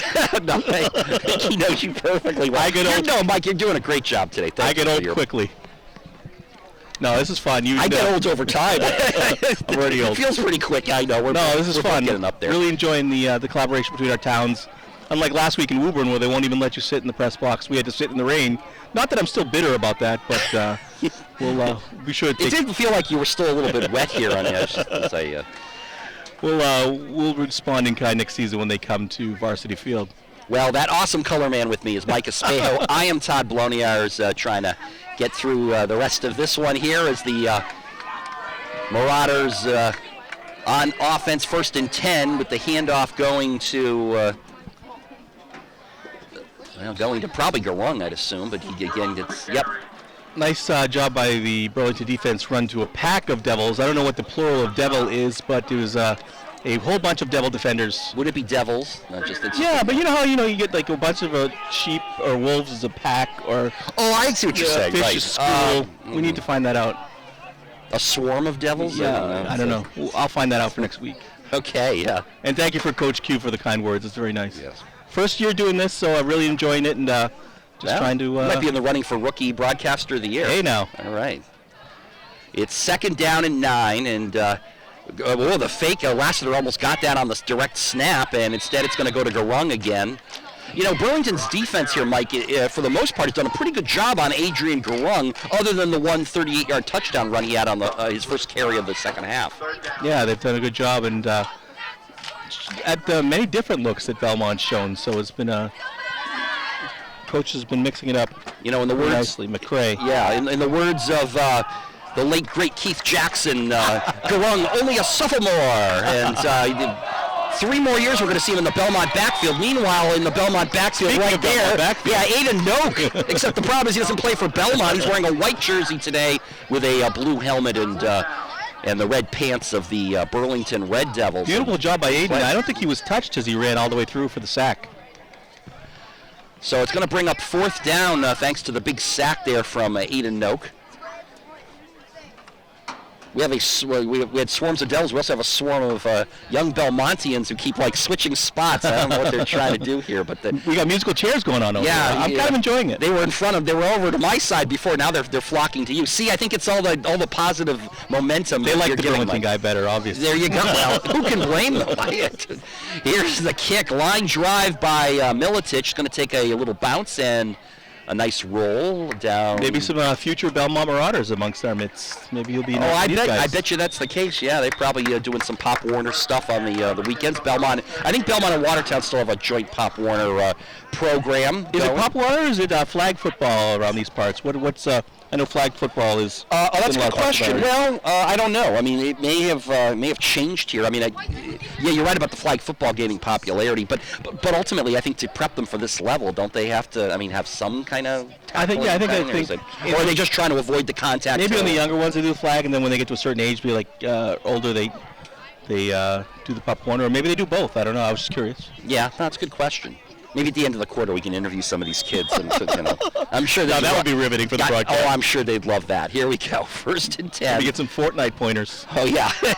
Actually, they just get the ball snapped before the end of the 3rd quarter. And D'Amato tackled for a loss back there. And I think that was Tony Zhao, number 50, making the stop. And that will bring an end to this 3rd quarter as Belmont breaks the tie with 2 third-quarter scores, and your score now as we head into the final 12 minutes of play is Belmont 20 and Burlington 7. Again, we want to thank you for joining us here on our joint production today between BMC, BHS Sports TV, and BCAT, Burlington Cable Access Television. I'm Todd Bloniarz from Belmont, and the gentleman with the glorious golden pipes over here to my left is Mike Espejo, rookie Middlesex League Broadcaster of the Year, gunning for that honor. And again, also thanks to Robert Paris from BCAT, running camera, bringing you all the great shots here. And about town, Robert Paris. I used to get corrected by a former colleague of mine for using the word visuals. Our cameraman's providing you the visuals. I guess he's providing you the video, but I don't know. It's visuals. It kind of works in sort of an offbeat, grammatically incorrect way. I mean, he's not providing audio up there. No, he's not doing that. Although you also want to give a shout out here. We met before the game Leah from the Belmont Palms group. I used to have some old friends of mine back when I first started doing Belmont games back in the 1990s. Yeah, it was that long ago, friends. But they used to man the concession stand back then. Good group of folks there, Belmont Palms. Long pass here, downfield is going to be incomplete by Ronan Noak, and who's the intended receiver that time? Looks like Hoffman, number 7. There was some double coverage there. I saw a couple of Marauder jerseys around. It was a big third down for the Devils here on the Belmont side of the field, Burlington side of the field. Yeah, it is a big third down. Burlington's offense has kind of struggled here in the second half, particularly. Of course, right now they're trying to do it without running back Adam Eldib, who, one of their 3 senior captains who probably run for about 100 yards, if not more, and their only touchdown. But right now it's D'Amato. Mike D'Amato's still back there behind Ronan Noak. Here is the rollout. It's third down and long. There's a pass, and it is caught.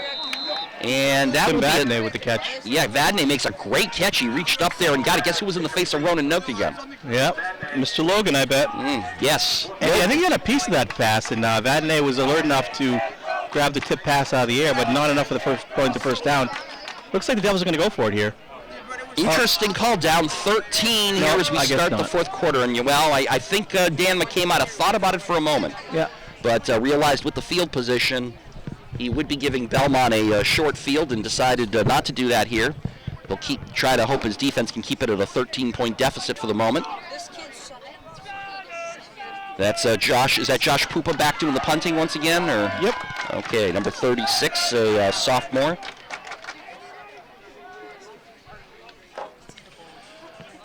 And Pupa booms it away with the right foot. Garung is back, and he fumbles it. He picks it up at his 20, fumbles again. Ball's loose. Ball is still loose. It might have been recovered by Burlington. Correction on that. That was Vadnais back for that punt. Oh, okay. And Belmont does manage to fall on it. That would have been a huge turnover. Would have been Burlington's first of the game if they could have forced it. Nice high punt, too, to set up the bumbles on the end. Yeah, I mean, interesting here. Garung not looking. The sun is behind him, so I'm not, and I'm looking up in the sky. I mean, you've got a pretty clear background. And well, I say clear. It's not totally blue skies up there. There's some clouds, but I would think as far as being able to pick up the football, if you're a return guy, you shouldn't really have too much trouble picking the ball up. It's not like you're fighting any kind of sun glare from where Garung was. But all's good. Belmont does get the ball to start this drive, 1st and 10 at their own 20-yard line, and the handoff will go to Garung on first down. He spins off a tackle, but wow, 2 white shirts there to knock Garung back for no gain. Red Devils led by Aiden Noak, number 33 on the tackle. Maybe it's a host of Devils. Maybe that sounds good, Mike. Yeah, maybe. I think it just needs to be more sinister, like Devils, like I don't know. A mob of Devils? Yeah, I don't know. Yeah. Would you like it? I'll figure it out or come up with something good. I think you need something more illiterate, so maybe it has to start with a D. Right. I can't even think of a term like that starts with a D that I could match it up with. But anyway, 2nd down, and it passes in the flat. It is caught, and open field, and a first down for Andre Yardemian. Wrapped up by number 21, Tim Vadnais by the Devils. But that's going to be good for a Belmont first down, brought it all the way down to the Belmont 41, 42-yard line. Nice catch and run from 5'10", 165-pound senior Andre Yardemian, who caught the pass out in the flat from Broderick, and the Belmont offense continues to move. It took Belmont almost a whole half to get their first down on offense, but now that they've done it, they're picking them up with great regularity here. As they lead 20-7, handoff goes to Garung on first down. He eludes tackles. He's in the open field, and guess what, folks? He is gone for his 2nd touchdown of the game and 3rd of the season. It'll be a run of 64 yards for Adrian Garung, his 2nd long TD run here today. That one there was all effort. Looked like he was stopped for maybe a 10-yard gain, but he kept those legs chugging and fought right through and got all the way to the house. Garung trying his best here to match the numbers he put up in week 1 when he ran for 194 yards against the Falcons of Cambridge and Ladden. And today, now 38 and 64-yard touchdown runs for the sophomore, Adrian Garung. Getting later in the game, and like you said earlier, it's becoming prescient that the fatigue is probably setting in on the Burlington side of the ball. And it's a fake extra point. It is a fake, and it's going to be Jaden Arno who drops the ball, and it's loose on the field. Play will be whistled dead at that point. So 2 consecutive conversions missed by the Marauders, but they still have a 26-7 lead with 9:31 to go here in the fourth quarter from Harris Field. The Marauders trying to give Coach McCray his first win here at Harris Field in his coaching career. Interesting call to fake the extra point up 26-7 there. You know what? I think because they missed the earlier one, they were trying to get it to 28. I think missing the first, so they were going to go for 2 to get the missed point back. I guess 28. Yeah, get the lead right at 21 points. You don't know from the coach. I mean, he's thinking it might play a factor later in the game, maybe. So Burlington is too.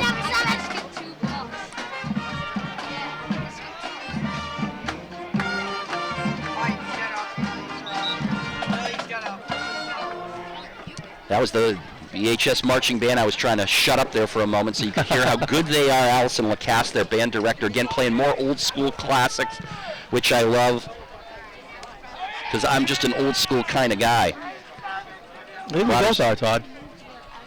But yeah, they've been sounding great today. You want to give off your high school class year? What year did you graduate high school? 1991, and we are celebrating our 30th reunion this year.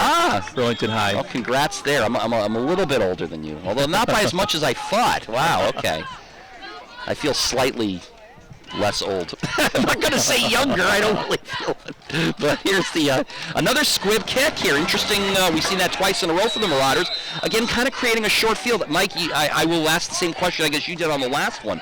Why are they doing that, especially as their lead keeps growing? Why don't you just kick it deep? Are you afraid that their return man? I mean, Aldeeb's not even back in the game yet. He'd be the one guy you might fear on a kickoff return, right? Yeah, it's a head scratch for me, Todd. I would try to figure it out the last time they did it, but Burlington will take the field position. I mean, starting at their own 40, 39. 9:29 to go here in the fourth quarter.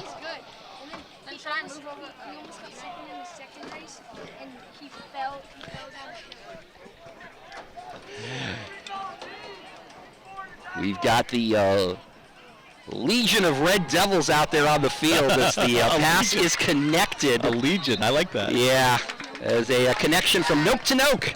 Well, I can't I got to give credit where credit's due. That was Coach Q again. It's as close as you can get. He says it's a legion of demons. Oh, okay. So he doesn't have anything for devils, but he said a legion of demons. We'll take like the Legion of Doom, kind of, right? Yeah. So there you go. That's kind of foreboding, isn't it? Yeah. Hopefully they can spell some doom and put up a touchdown here. The Red Devils trying to throw a little doom on Belmont and trying to come back now from a 3-touchdown deficit. Noke's going to just hold the ball. That seemed like a broken play, and he gets stopped right at the line of scrimmage. Yeah, it looked like he tried to hand it off. Could have been a fake handoff, and then decided otherwise, kept it himself and tried to run it, but was stopped at the line of scrimmage by a host of Belmont defenders. When we talked to head coach Brian McCray earlier this week on the TOST Toddcast, which of course you can check out at BelmontMedia.org, SoundCloud. You can listen to it, you can watch it, consume it any way you wish. He was talking about how he wants to give these Belmont players a great experience. And that is a great experience right there as Sean Dolan intercepts Ronan Noke's pass for another turnover. And Belmont set up in great field position once again. Yeah, that's a drive killer right there. Noke looking off to his right. Thought he had the receiver, but number 11, right? John Dolan stepped right in front of it for the pick. Dolan, a senior, 5'9", 150 pounds, and he was right there. The pass basically right in his hands. He just took off. And, sometimes as a broadcaster, Mike, they're very serendipitous in your calls. You say something, and then moments later, it almost kind of comes to fruition. Talk about a good experience right there for the Marauders. It's been one through most of this game for sure, and it certainly was on that last play. Belmont in great business here. 1st and 10 at the Burlington 35. Handoff, Garung. He'll go right and squirm his way for a 5-yard pickup. Garung to carry. Elkins with a stop. 2nd down. Clock continues to run, under 8.5 minutes to go. Belmont 26, Burlington 7. 2nd and 7. I'm going to say a pickup of 3 for Garung, so it's a 2nd and 7. Roderick Turning to Coach McCray for the play. Here's the snap, and it's a quick pass out to the side, and that's going to be incomplete, although Adrian Yardemian, kind of lucky for him, that ball went out of bounds. I'm not 100% sure that wasn't a backward pass. Yeah, very close to almost like a lateral with his backward pass. Then it would be a live ball. Yeah, and thankfully, from the Belmont perspective, there was no Burlington player really in the neighborhood, and plus, by the time there was, the ball was already out of bounds. So it's going to be third down. Checking out on that play is Cogliano and Gordon Lassiter, senior. Checks in, number 20. Belmont again going with the spread offense. Trips right, Garung to the right of Broderick in the gun. And he will keep it himself, rolling to the left, and he's going to, I think, pick up the first down or be close to it. Let's see where they spot that. I think he may have gotten it at the 24-yard line. Yes, they were moving the chains.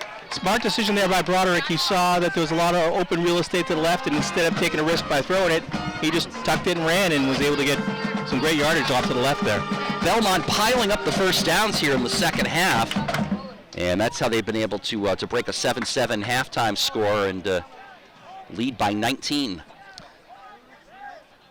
Broderick once again working out of the shotgun, and he gives it to Garung, and Garung's got another big hole.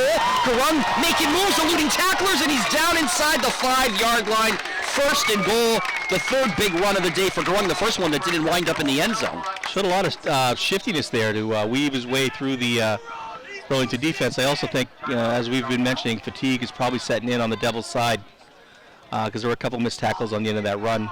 Not to say that it wasn't a skilled run by Garung. Well, you know, if you run over, and right now looks like Coach McCray giving a little hug to Garung there, for who's having a great game. He's got to be over 100 yards rushing now for sure. Most importantly, 2 touchdowns really making the difference here. Yeah, you talk about that shiftiness, Mike. I've seen the Marauders, Marauder Football Twitter account. That's at Marauder F-Ball. If you go to that, you know, they post a lot of various links, and they show Garung doing a lot of these field drills. You know, the little thing where you do the, with the quick stepping and kind of going back and forth, zigzagging through the drill we both do in our free time at home. Oh, yeah, right. Yeah. If I'm doing it, it's on my way to the refrigerator, but, you know, so it kind of gets negated. You and me both. But it's going to be a first and goal upcoming here. Sidestepping Legos on the way to the refrigerator. There you go. All that hard work is paying off here for Adrian Garung and for the Belmont Marauders. And you're not the only one getting a photo friend. I'm getting a text from good friend Steve Dupuis saying it's a squad of Devils. A squad of Devils? I like that. I'll run with that. The Devils squad. Oh, yes. Like that's, yeah. We need a squad of Devils to make a stop here in this critical. Well, it's first and goal. The Satan squad. Oh, that's right. But satanic squad. Kind-hearted. Oh, yeah. Kind-hearted at the end. Right, of course. Only kind-hearted Devils in Burlington. Well known. Absolutely. Wonderful community up there just to our north. Ball's fumbled. Garung, there was, I think, a botched exchange there, maybe. Didn't see who came up with it. Yeah, they're saying Burlington ball. A squad of Devils to try and recover the fumble, and they did get the ball. Well, squad, legion, whatever it is, it paid off there. The Devils were all over the place. It looked like Hades with so many Devils down there. Deep in their own territory. Yeah, to start this but that's big from the Burlington defensive standpoint, as Belmont was about to take a 4-touchdown lead, and Burlington's able. Again, it looked like there might have been a missed exchange or something between Broderick and Garung there, because I saw Garung running upfield and the ball's kind of just like bouncing out of his hands. So, took a couple bounces there too, which we saw. We saw a play like that in the first half between the two, as you had pointed out there, which I thought was a clean exchange, but I think you were right. You had the correct call there. So Burlington's got a long ways to go, and they are down by 19 with only 7:35 to go here in the fourth quarter, and they're not going to get anything on that play. I think that's Tony Zhao, number 50, one of the two Belmont senior captains. I think that was just a keeper there, just to try and give Rowan a little bit of operating room, because they're so deep in the end zone, deep in their own territory, not the end zone. They want to stay out of the end zone for potential safety, so just try to get a couple of yards of breathing room there. Both Tony Zhao, number 50, and Zach Moss, number 10, this year's captains. Both leading the way, both great students in the classroom as well. We actually had a chance at halftime, or earlier today, we were talking to Zach Moss's dad, who's here in attendance. And Zach already looking at some colleges, and perhaps maybe playing some NESCAC football in his future. Perhaps this time next fall, he might be playing over at Zindan Field on the Ellis Oval. You're going to have to find out where that is because I'm not telling you. I know where it is because I've called games there before. But you folks are going to have to Google it now. And think about it. In old school, you would have had to run down to the library, leave the broadcast, and go down. But you don't have to worry about that Grab now. your handy trusty atlas. Yeah, or in your case, just, Mike, I just noticed you're getting phone-a-friends from your watch. Yes. Your watch, for crying out loud. What is this, the Jetsons? Come on. Showing my old fartdom again. Here's a handoff on 1st and 10 to D'Amato, who remains in the game with LD, apparently not returning, or at least not close to a return. He'll get some positive yardage, but it was a 3rd down play, and that is not going to be enough for a first. So I think Burlington cannot afford to go for it on this part of the field, so they'll have to punt. Got Vadnais back again to punt. He had a nice punt last time. So we wondered, do we think Burlington just is mixing up punters, or maybe something Josh Pupa's just not available at this stage of the game? Or Yeah, or maybe just try to mix it up a little bit. Vadnais, one of the senior captains, listed as a tight end / linebacker, and he'll angle this one. Looks like he's trying to hit it towards us. He did not kick that straight down the field. He actually was aiming towards us here in the stands. Not a good sign, and he's got his hands over his helmet, kind of in exasperation. What did I just do? Miss hit there to punt with a net gain for about 10 yards, maybe. So 15. The Marauders are already in the Burlington red zone to start this drive. They're going to be inside of the 20-yard line, thanks to a punt that probably couldn't have been more than 10 yards, unfortunately, for Vadnais. It got high up in the air, at least. By the way, you say Vadnais. You're pronouncing the S. I'm not. I say Vadnais. No, Vadnais. Oh, you saying Vadnais? I'm sorry. Okay, all right. Just going to make sure. Because I keep thinking of Carol Vadnais, the former hockey player. Yeah, I'm not familiar with Carol. That's okay. That's all right. See, again, I just wanted to prove I'm slightly older than that. But must have just been those extra few years making the difference. 1st down, handoff, I think. Or did Broderick keep that? No, he gave it to Garung again, and Garung gets a couple. Clock continuing to run, and we are down under 5.5 minutes to go. Burlington tackle there was by number 26, Matt Pupa. Got brothers on both. Very common in high school football that you see guys with the same last name, more than once on a roster. You got the Noakes, the Pupas on Burlington side. You have the Arnos on the Belmont side. Here's a little pass out again in the flat to Yardemian. And that was a backward pass. So Yardemian had to make sure he caught the ball. You can't just let that one drop and say, well, I don't want to lose yards here, because that would have been a free ball. So another photo fed clarification. Vadnais is the punter. Josh handles the kickoffs and extra points. Okay, that time you said Vadnais, I heard the S at the end. No, I mean, were you getting a clarification on that too? Or I did get a clarification on that. No, I did not get a clarification on that. Okay, just on the punting. Gotcha. Yes. Okay, no, that's fine. I just want to make sure. Thank you to Steve Dupuis for I've been told as a updates. broadcaster, the only thing I need to ever get right is pronouncing the names correctly. Huh. Which I don't do all the time, so that's why it's like I figure if that's the one thing you're going to get, because the parents are going to be all over you if you don't.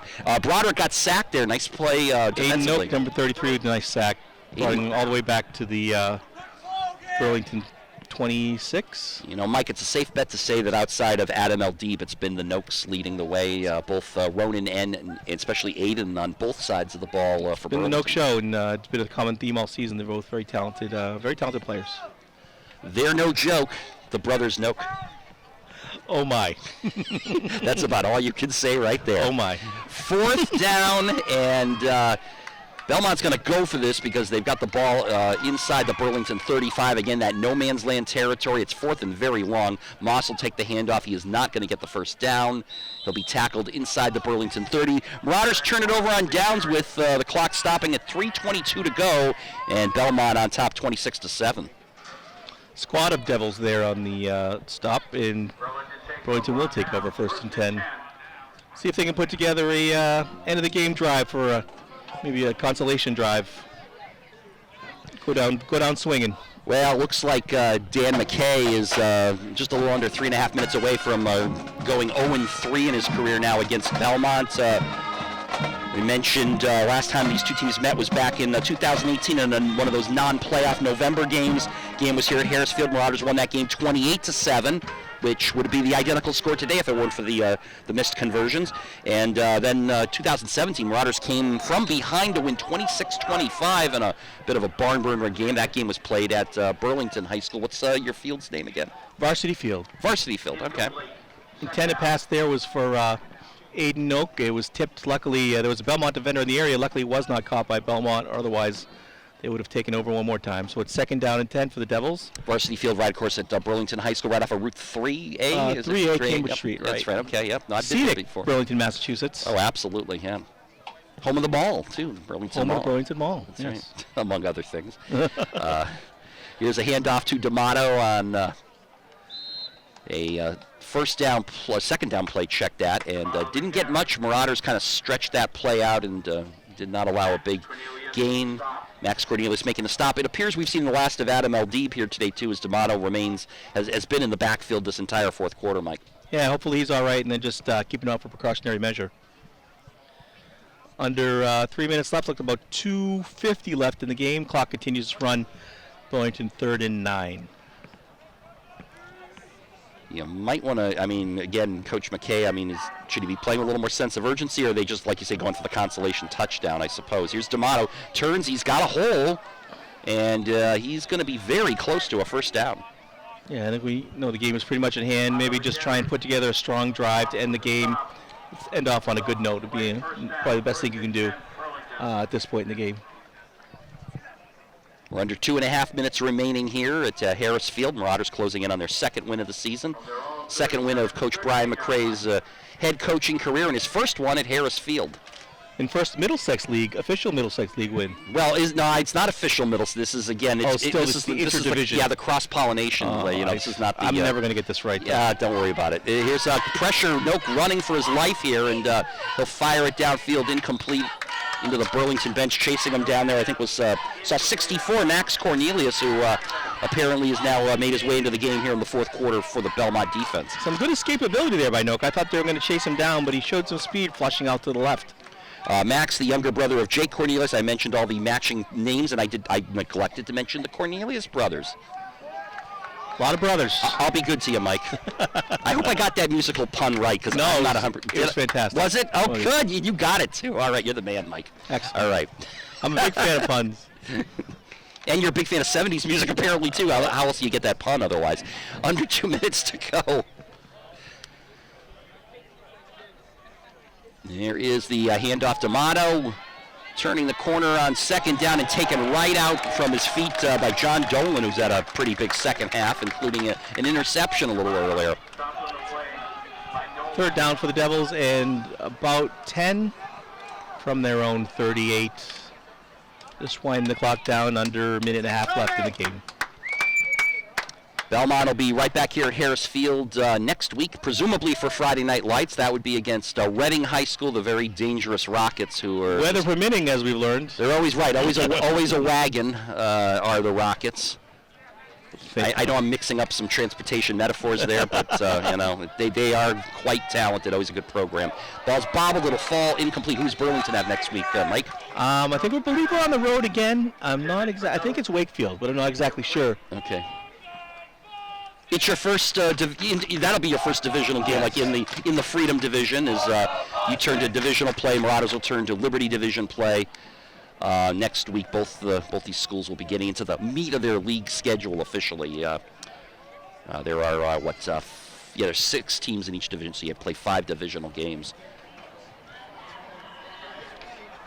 Marauders play in an extremely tough Middlesex League Liberty Division. You got the likes of Reading, Lexington, Woburn. That's a gauntlet you got to run through right there, and it will be tough. We'll see all those teams though. They're all coming to Harris Field this fall. We'll have those games for you on our BHS Sports TV coverage throughout the fall season. That pass falls incomplete. That was fourth down, wasn't it? It was fourth down. Okay. Belmont will take over. With 1:04 to go, and they'll go into the victory formation, I assume, here. Yeah, we saw Woburn last week, and they're a very good squad. You have your hands full. Oh, yeah. Yep. No, they always have been. I know long time, no longer, retired, and unfortunately we lost him a few years ago. Rocky Nelson, legendary. Woburn legend. Yeah. just a few years back, I mean, he was coaching. We saw him, and we were covering some of the Belmont Woburn games, and it was like the final years of his coaching career. And still put out some great squads. Yep, Belmont takes the knee. And the serenade from the Belmont student body to the across the field to the Burlington fans.